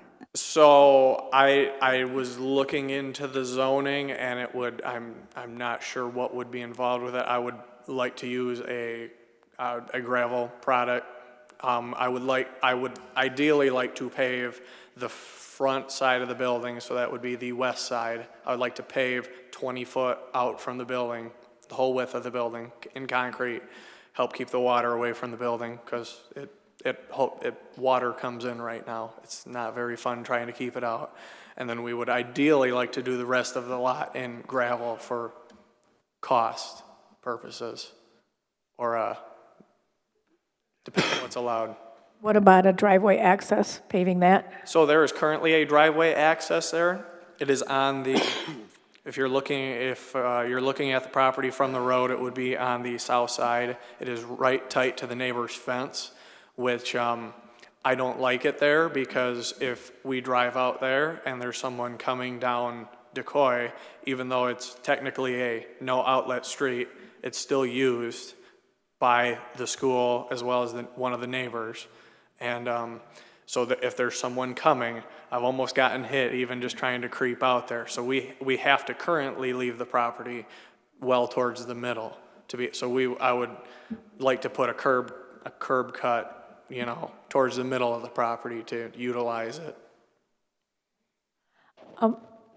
There's not egress onto Smith Street from there? No, the Decoy Drive egresses onto Smith Street, but if you look at the zoning or the map provided, it directly at the end of Decoy Drive, it is owned by the rectory across the street, which is owned by J North, and then the property directly next to it, which is the old convent, is owned by Al Seaver up to where it would corner the property, and then the school owns past that point. So technically, Decoy Drive, where the city is where where it's considered city property per this map, would be about the midpoint of my property.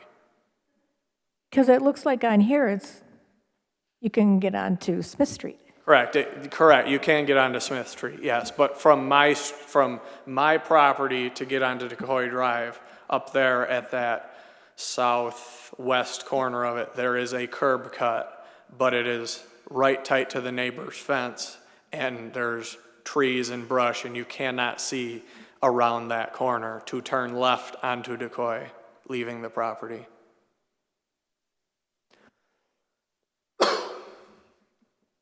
There used to be a ticket booth there for the athletic field. Correct. And that's approximately where I would desire to put the new curb cut. Had you spoken to staff regarding the requirements for street parking in terms of, I think the ordinance specifies materials and sizes? So it does specify materials. I have not directly talked to him yet because I didn't understand. I was a little bit, I'm trying to still gauge on what's happening, because will this be a variance to consider this a separate zoning district, and then in that case, if it's a separate zoning district, they have a different material usage requirement than a R1. Yeah, the thing that I heard that would be consistent throughout any zoning district is having a hard surface to park on. The only exception is if you are in a M2 zoning, then there's some exceptions written in that the planning commission would be able to, approve a site plan still, which this doesn't require the site plan approval. But if this was of that type, that's what they would be looking for. Gotcha.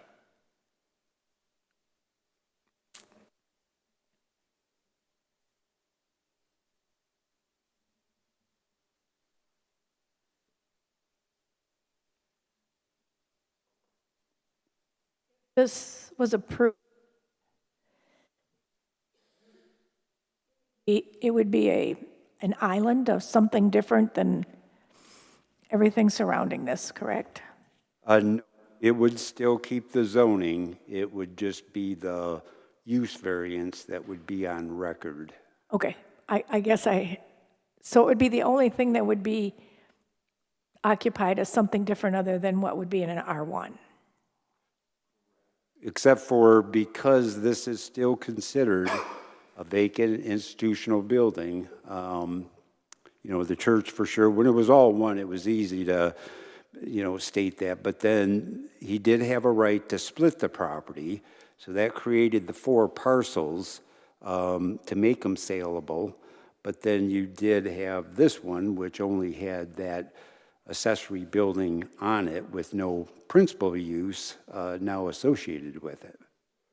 But the 4 parcels were the rectory, is it the nunnery? I don't know what that would be. Yeah, And the church. So they're occupied. Okay. But, okay. Thank you. They're either occupied or they're for sale. I believe all 3 buildings, the church and the 2 rectories, are for sale. One of them has been sold. The rest of the property is still for sale. Okay.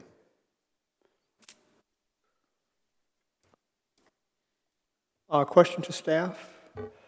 Do we know if the academy has any long-range plans for the athletic field itself? I mean, that's a huge parcel. We're aware of, and this is another case that we did not receive any correspondence. communication with any of the residents or business.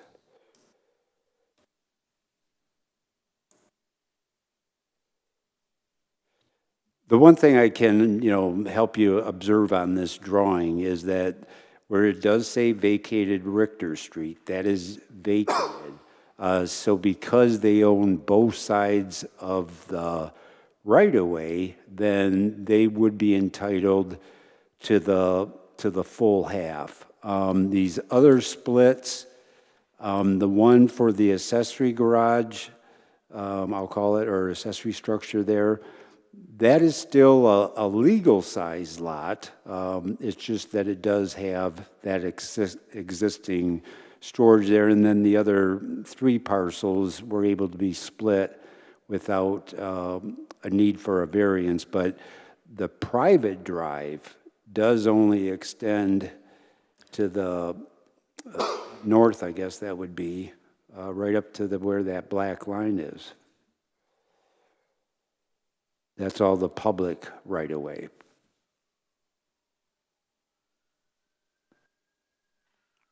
Just for clarification, then, looking at this map, you're saying all 3 parcels on the east side, Ducoy Drive, goes all the way up to basically where the academy starts?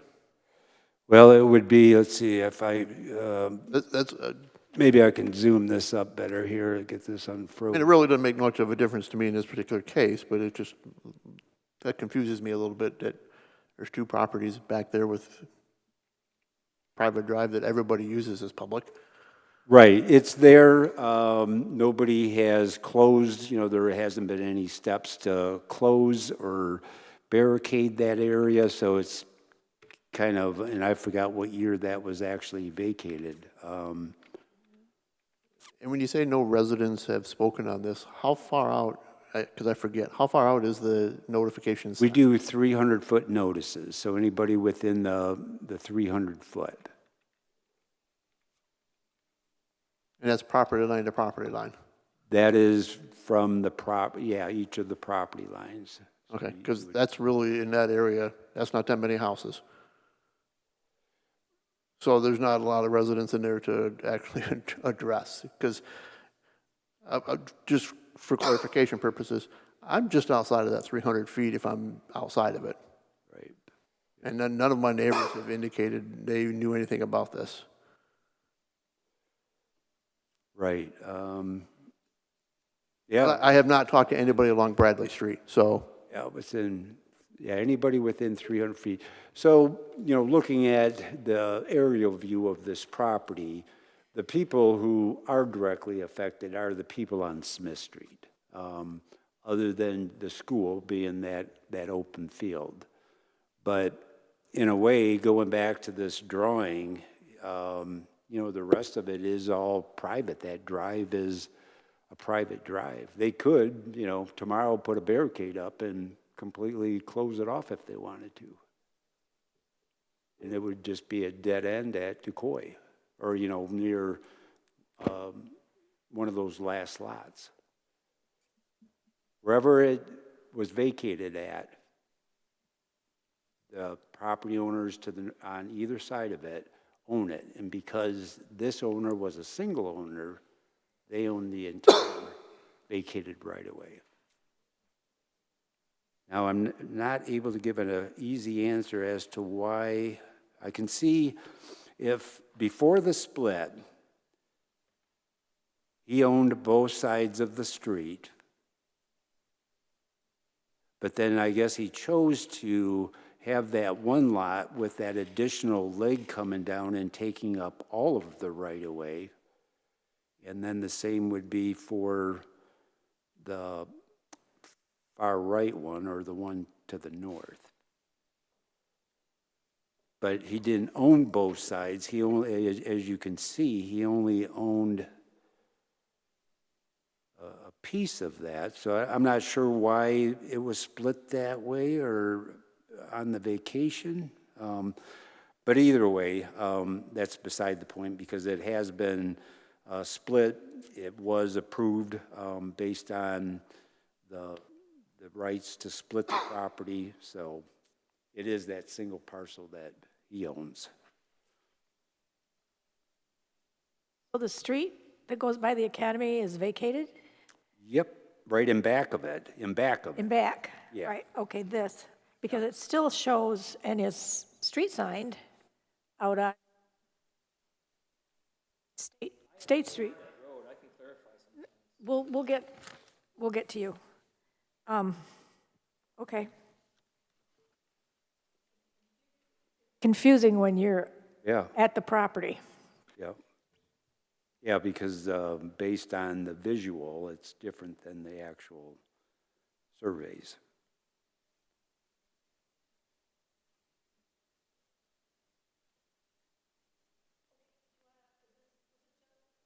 Is this gentleman here with you? He is one of the neighbors. Okay, we'll get there. Anything else for Mr. Beebe? Any other questions?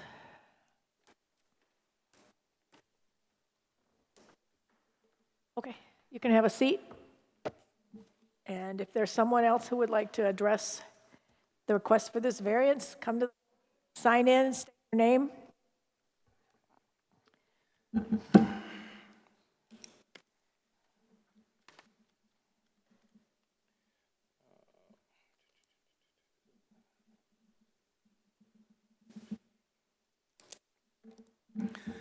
Of course, a good time for the phone to freak out. It's all locked up now. And speak into the microphone because we Yeah. do tape our minutes. Right, I'm just trying to get my phone to work again. It just decided to be obnoxious. I think it's getting there. Okay. I purchased the property that is, you guys, the rectory or the nunnery? I'm sorry, Alan Seaver. I own the building 1106 State Street, which is the nunnery, rectory, however you look at it. Now, like in regards to what you're talking about the road, I own approximately 80 feet, whatever the width is, of that road. And Jay North owns approximately 20 feet. And for me to purchase that, I got a lien, so I could travel there, but I forget the proper word, easement. I had an easement put in so that, just like you guys are saying, he can't put in an obstruction to prevent me from going in because I'll have an easement. And I have no interest in blocking that. You know, they've used that for whatever time. As long as it's not a problem, it doesn't really bother me. I'm a live and let live type of individual. His building virtually can't be used for anything else. It's secluded and surrounded by houses. It will not create any type of visual obstruction in any way, shape, or form. Because, I mean, there's a raised hill in the front where State Street is. He's got houses right on the side. He's already been spending thousands improving it. I mean, I'm happy to see it. He's improving that place and taking care of it. In regards to the kids, they do have a small fenced area, probably 100 by 100. That's where like the kindergartners and first graders go, and they usually have about 5 adults out there. So if anything is hit over the fence, those adults are watching them like hawks. The older kids, they're either shooting hoops or they're playing farther to the north in the wide open area. So for them to be able to kick a ball or have something go over to his area already, the way it is right now, would be somewhat difficult. I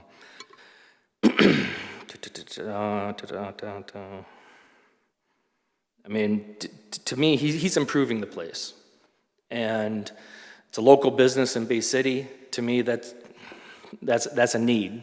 He's providing jobs for other people in the area. It's better than him going out to Linwood or Pinconning or something like that. He's right here, and his jobs are local in Bay City as well. So I think it's a good idea for us to support him in that fashion. You guys can probably see how much brand new construction is happening within the city limits of Bay City.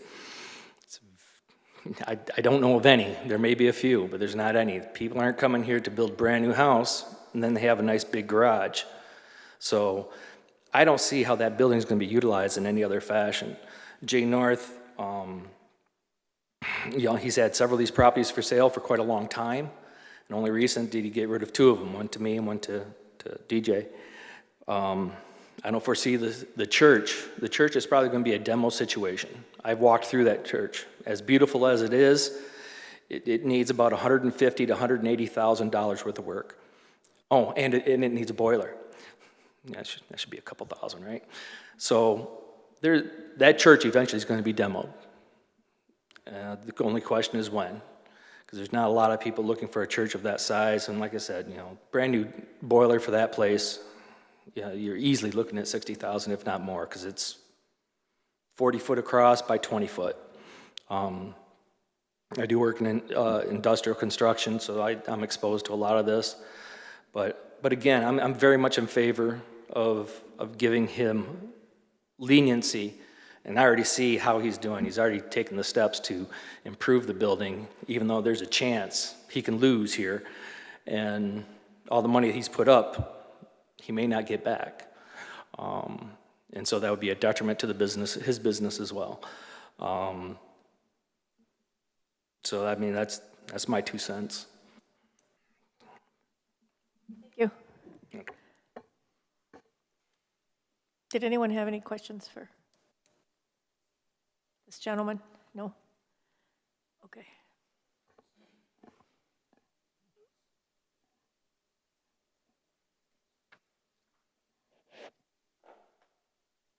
Is there anyone else here that would like to, from the public, that would like to address this request?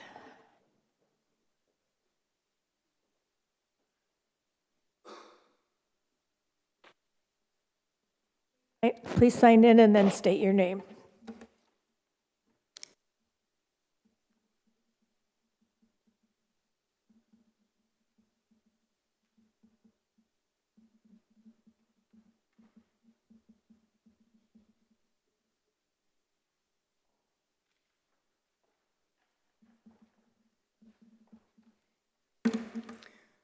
Hello, my name is also Daniel Beebe. That's my son DJ. He purchased this property back in September, and I've been on occasion helping him with the work. When he first purchased property, it was a derelict building. The roof was falling in. There was evidence behind the building of an encampment. There were cushions and trash and stuff behind the building. So it appeared that someone had been at some point living back there. He's been improving the property, new roof, tuck pointing. Of course, winter shut all that down, so he continued in the spring doing the tuck pointing, 4 coats of coatings, new steel doors. He's running his own contracting business. I'm very proud of him. I'd like to see him be successful, and this is a big thing for his business. Keep going. He does work for Bay City. He does work in Bay City. He does in Tri-County area, across the state and across the country. He's a growing business, and like he was saying, he's waiting for a little clarification before he does more work. He understands that he could still use the inside storage, but in a contracting business, you have the work trailers and you have trucks that pull them. You need to stage equipment and trade out equipment and tools between jobs. So he'd like to take care of that and be able to park them without getting citations from the city for having too many vehicles on an R1 property. Speaking of R1 properties, that's residential, single family. This building does not meet any of those criteria. It's too tall, it's too many square feet for an accessory building for a house that's already there. So it's about the only use for that property that I can see. Nobody's going to want to tear it down and build a house back there. But it's on a dead-end street, so there's not a lot of traffic. I don't believe he has intentions of putting up neon signs. It's just going to be his workers coming and trading out equipment and materials and trailers and keeping that equipment and stuff dry. I see it as an investment in Bay City. And thank you for listening. Thank you. Anyone else want to address the request for this variance?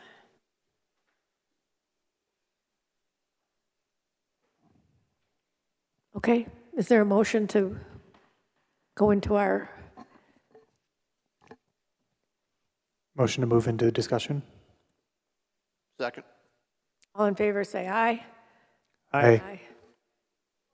Okay, 4 yeas, no nays. Who wants to start? I'd like to make an observation and a suggestion. Much like with our recent case on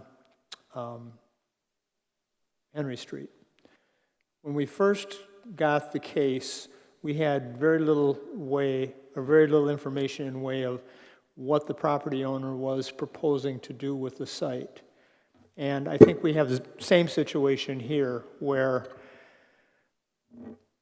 significant work needs to be presented to us, or significant plans need to be presented to us so that we can see what the intent of the owner is for the property. And we are only 4 members tonight. And I would like to propose that we may consider postponing this until we have full complement to make a formal motion on this. And to give the applicant time to prepare something, not a full site plan, but something more descriptive of what the improvements would be on the property.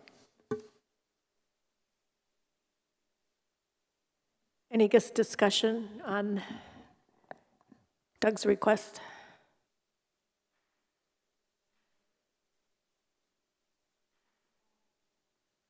I'll just speak in favor of it because a lot of the standards are asking us to look into how the character of the neighborhood might change, but without knowing, again, not a site plan, but some amount of the layout of what that's going to look like. I think at the podium we had some amount described to us, but I definitely would like to see that in person and be able to put that into our record.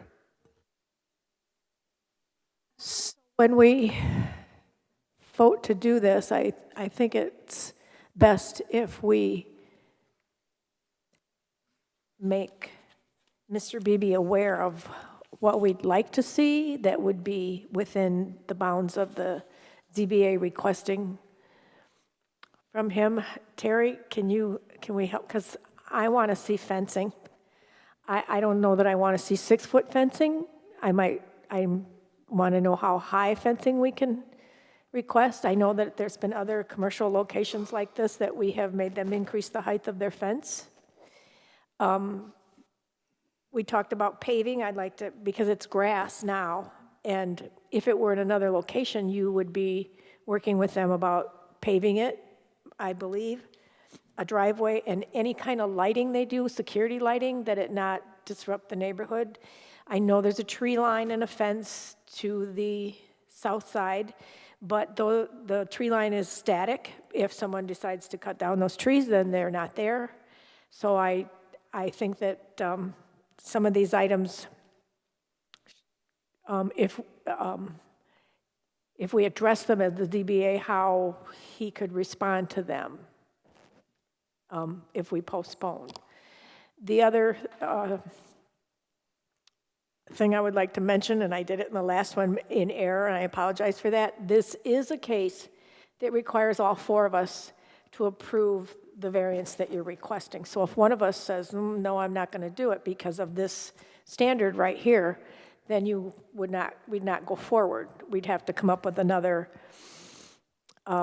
motion and how to address what you're asking for.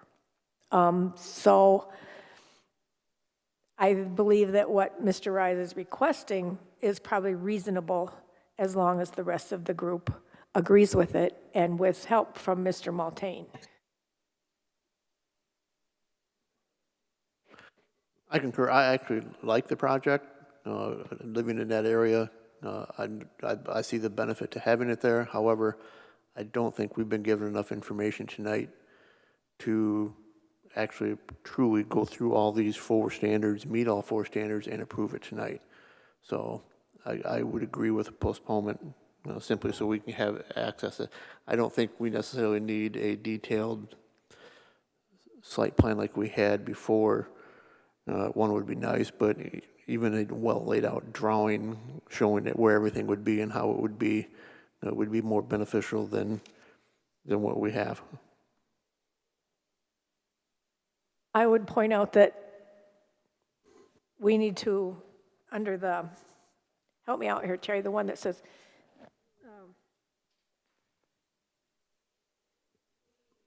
we need to have a purposeful reason for him to come back to us, is what I'm trying to say, that we just can't say, you have to do better. We need, and that's in the state for us, right? Am I making sense for you? I apologize. I didn't understand that, but I do want to note on my staff report that I did say that in their deliberations, the Zoning Board of Appeals may consider some of the following, which was the use of the property, hours of operation, additional screening or site improvements that may be needed, and other variants related, because again, a lot of people are coming, can I do the use? Which leads into, then it's worthwhile doing, like in the previous case, a site plan, because it did have to go to the Planning Commission. In this particular case, I don't see anything that does have to go to the Planning Commission, but you do have the right to, look at other conditions that may be a condition of the approval. Paragraph I was speaking to about the reasonable conditions. Right. Yes, Yep. apologize for not having that in front of me right there. I think I have a list that we could present following the format of the postpone here. For the format suggests we would say, based on the foregoing findings, move that they postpone the variance requested pending submittal of additional materials, including, and I think the items I have that they could submit would be a preliminary plan showing the location and design of lighting, fencing and screening, paving, parking, entry and exit, and hours of operation. I think all of those would be necessary. I'm not sure if there's anything else we'd want to add to that. I agree. I would concur also.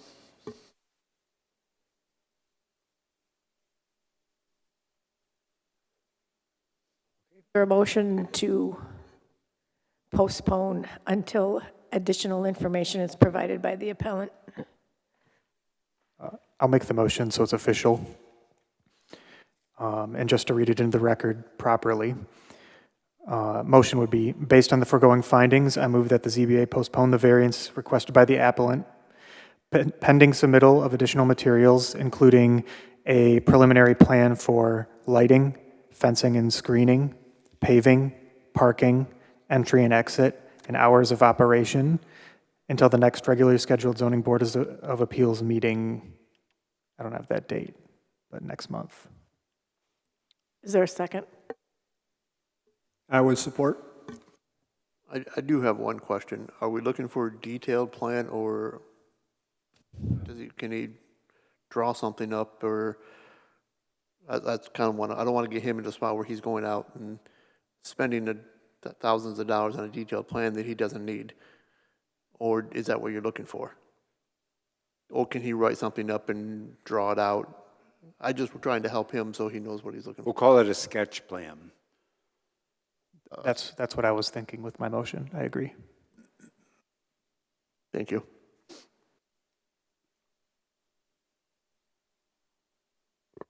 Any other discussion on the motion? Mr. Montaigne, can you do a voice vote, please? And a yes vote is to postpone to allow for more information on this variance. Mr. Rise? Yes. Mr. Kleinu, Yes. Mr. Elliott, Yes. and Ms. Rise. Yes. 4 yeas, no nays.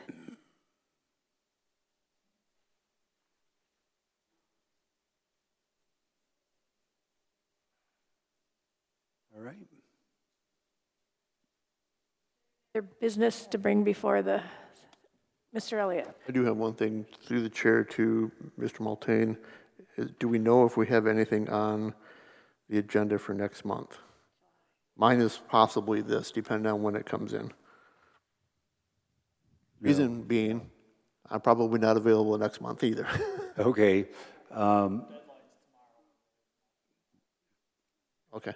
So if something comes through tomorrow, we might have a meeting, if I'm hearing correctly.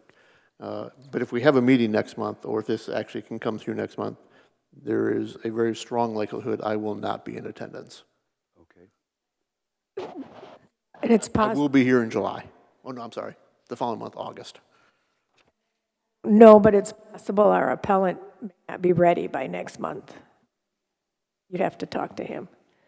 Yeah, I can meet with them on site and we can go together and I'll schedule a time to meet with them and we'll walk the site and come up with some ideas for the sketch plan.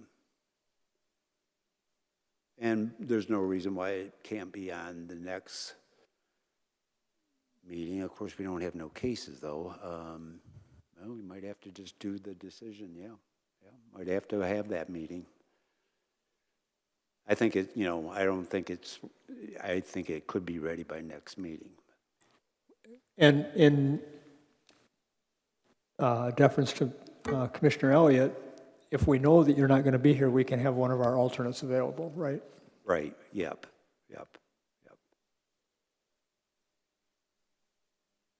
Which I assume we would have tonight had we known Mr. Greenleaf was going to get stuck in an airport. Correct. So our next meeting would be the 14th of July, correct? Correct. Okay. I believe so, yep. You got other business down there? Yeah, you asked about other business. Yeah, new zoning ordinance adoption schedule? Yeah, I was just going to share with the Zoning Board of Appeals that the Planning Commission has been working with Gifford Webster's. We're now on that final run. We do have some impending deadlines, but the Planning Commission is going to be holding a public hearing on June 17th, and then the City Commission will be receiving it for a first reading in the first meeting in July, and then second reading for the second meeting in July. That would be the public hearing. I think it's July 20th. So yeah, that's the adoption, and we will have that zoning ordinance on the webpage tomorrow. So it will be posted there, and as a zoning board of appeals member, even though you don't directly, create the language for it, obviously you do have to grant variances based on the language. So, it's worthwhile to make sure that the zoning board of appeals members receive it also. Okay, thank you. All right? Anything else to bring before the group? If not, I'll entertain a motion to let us go home. Adjourn. Yeah. Move to adjourn. I'm going to go catch him real quick. Motion to adjourn. Okay, all in favor, say aye. Aye. Aye, it's unanimous. Oh, yeah. Thank you, everyone. Long meeting. Well, I didn't have a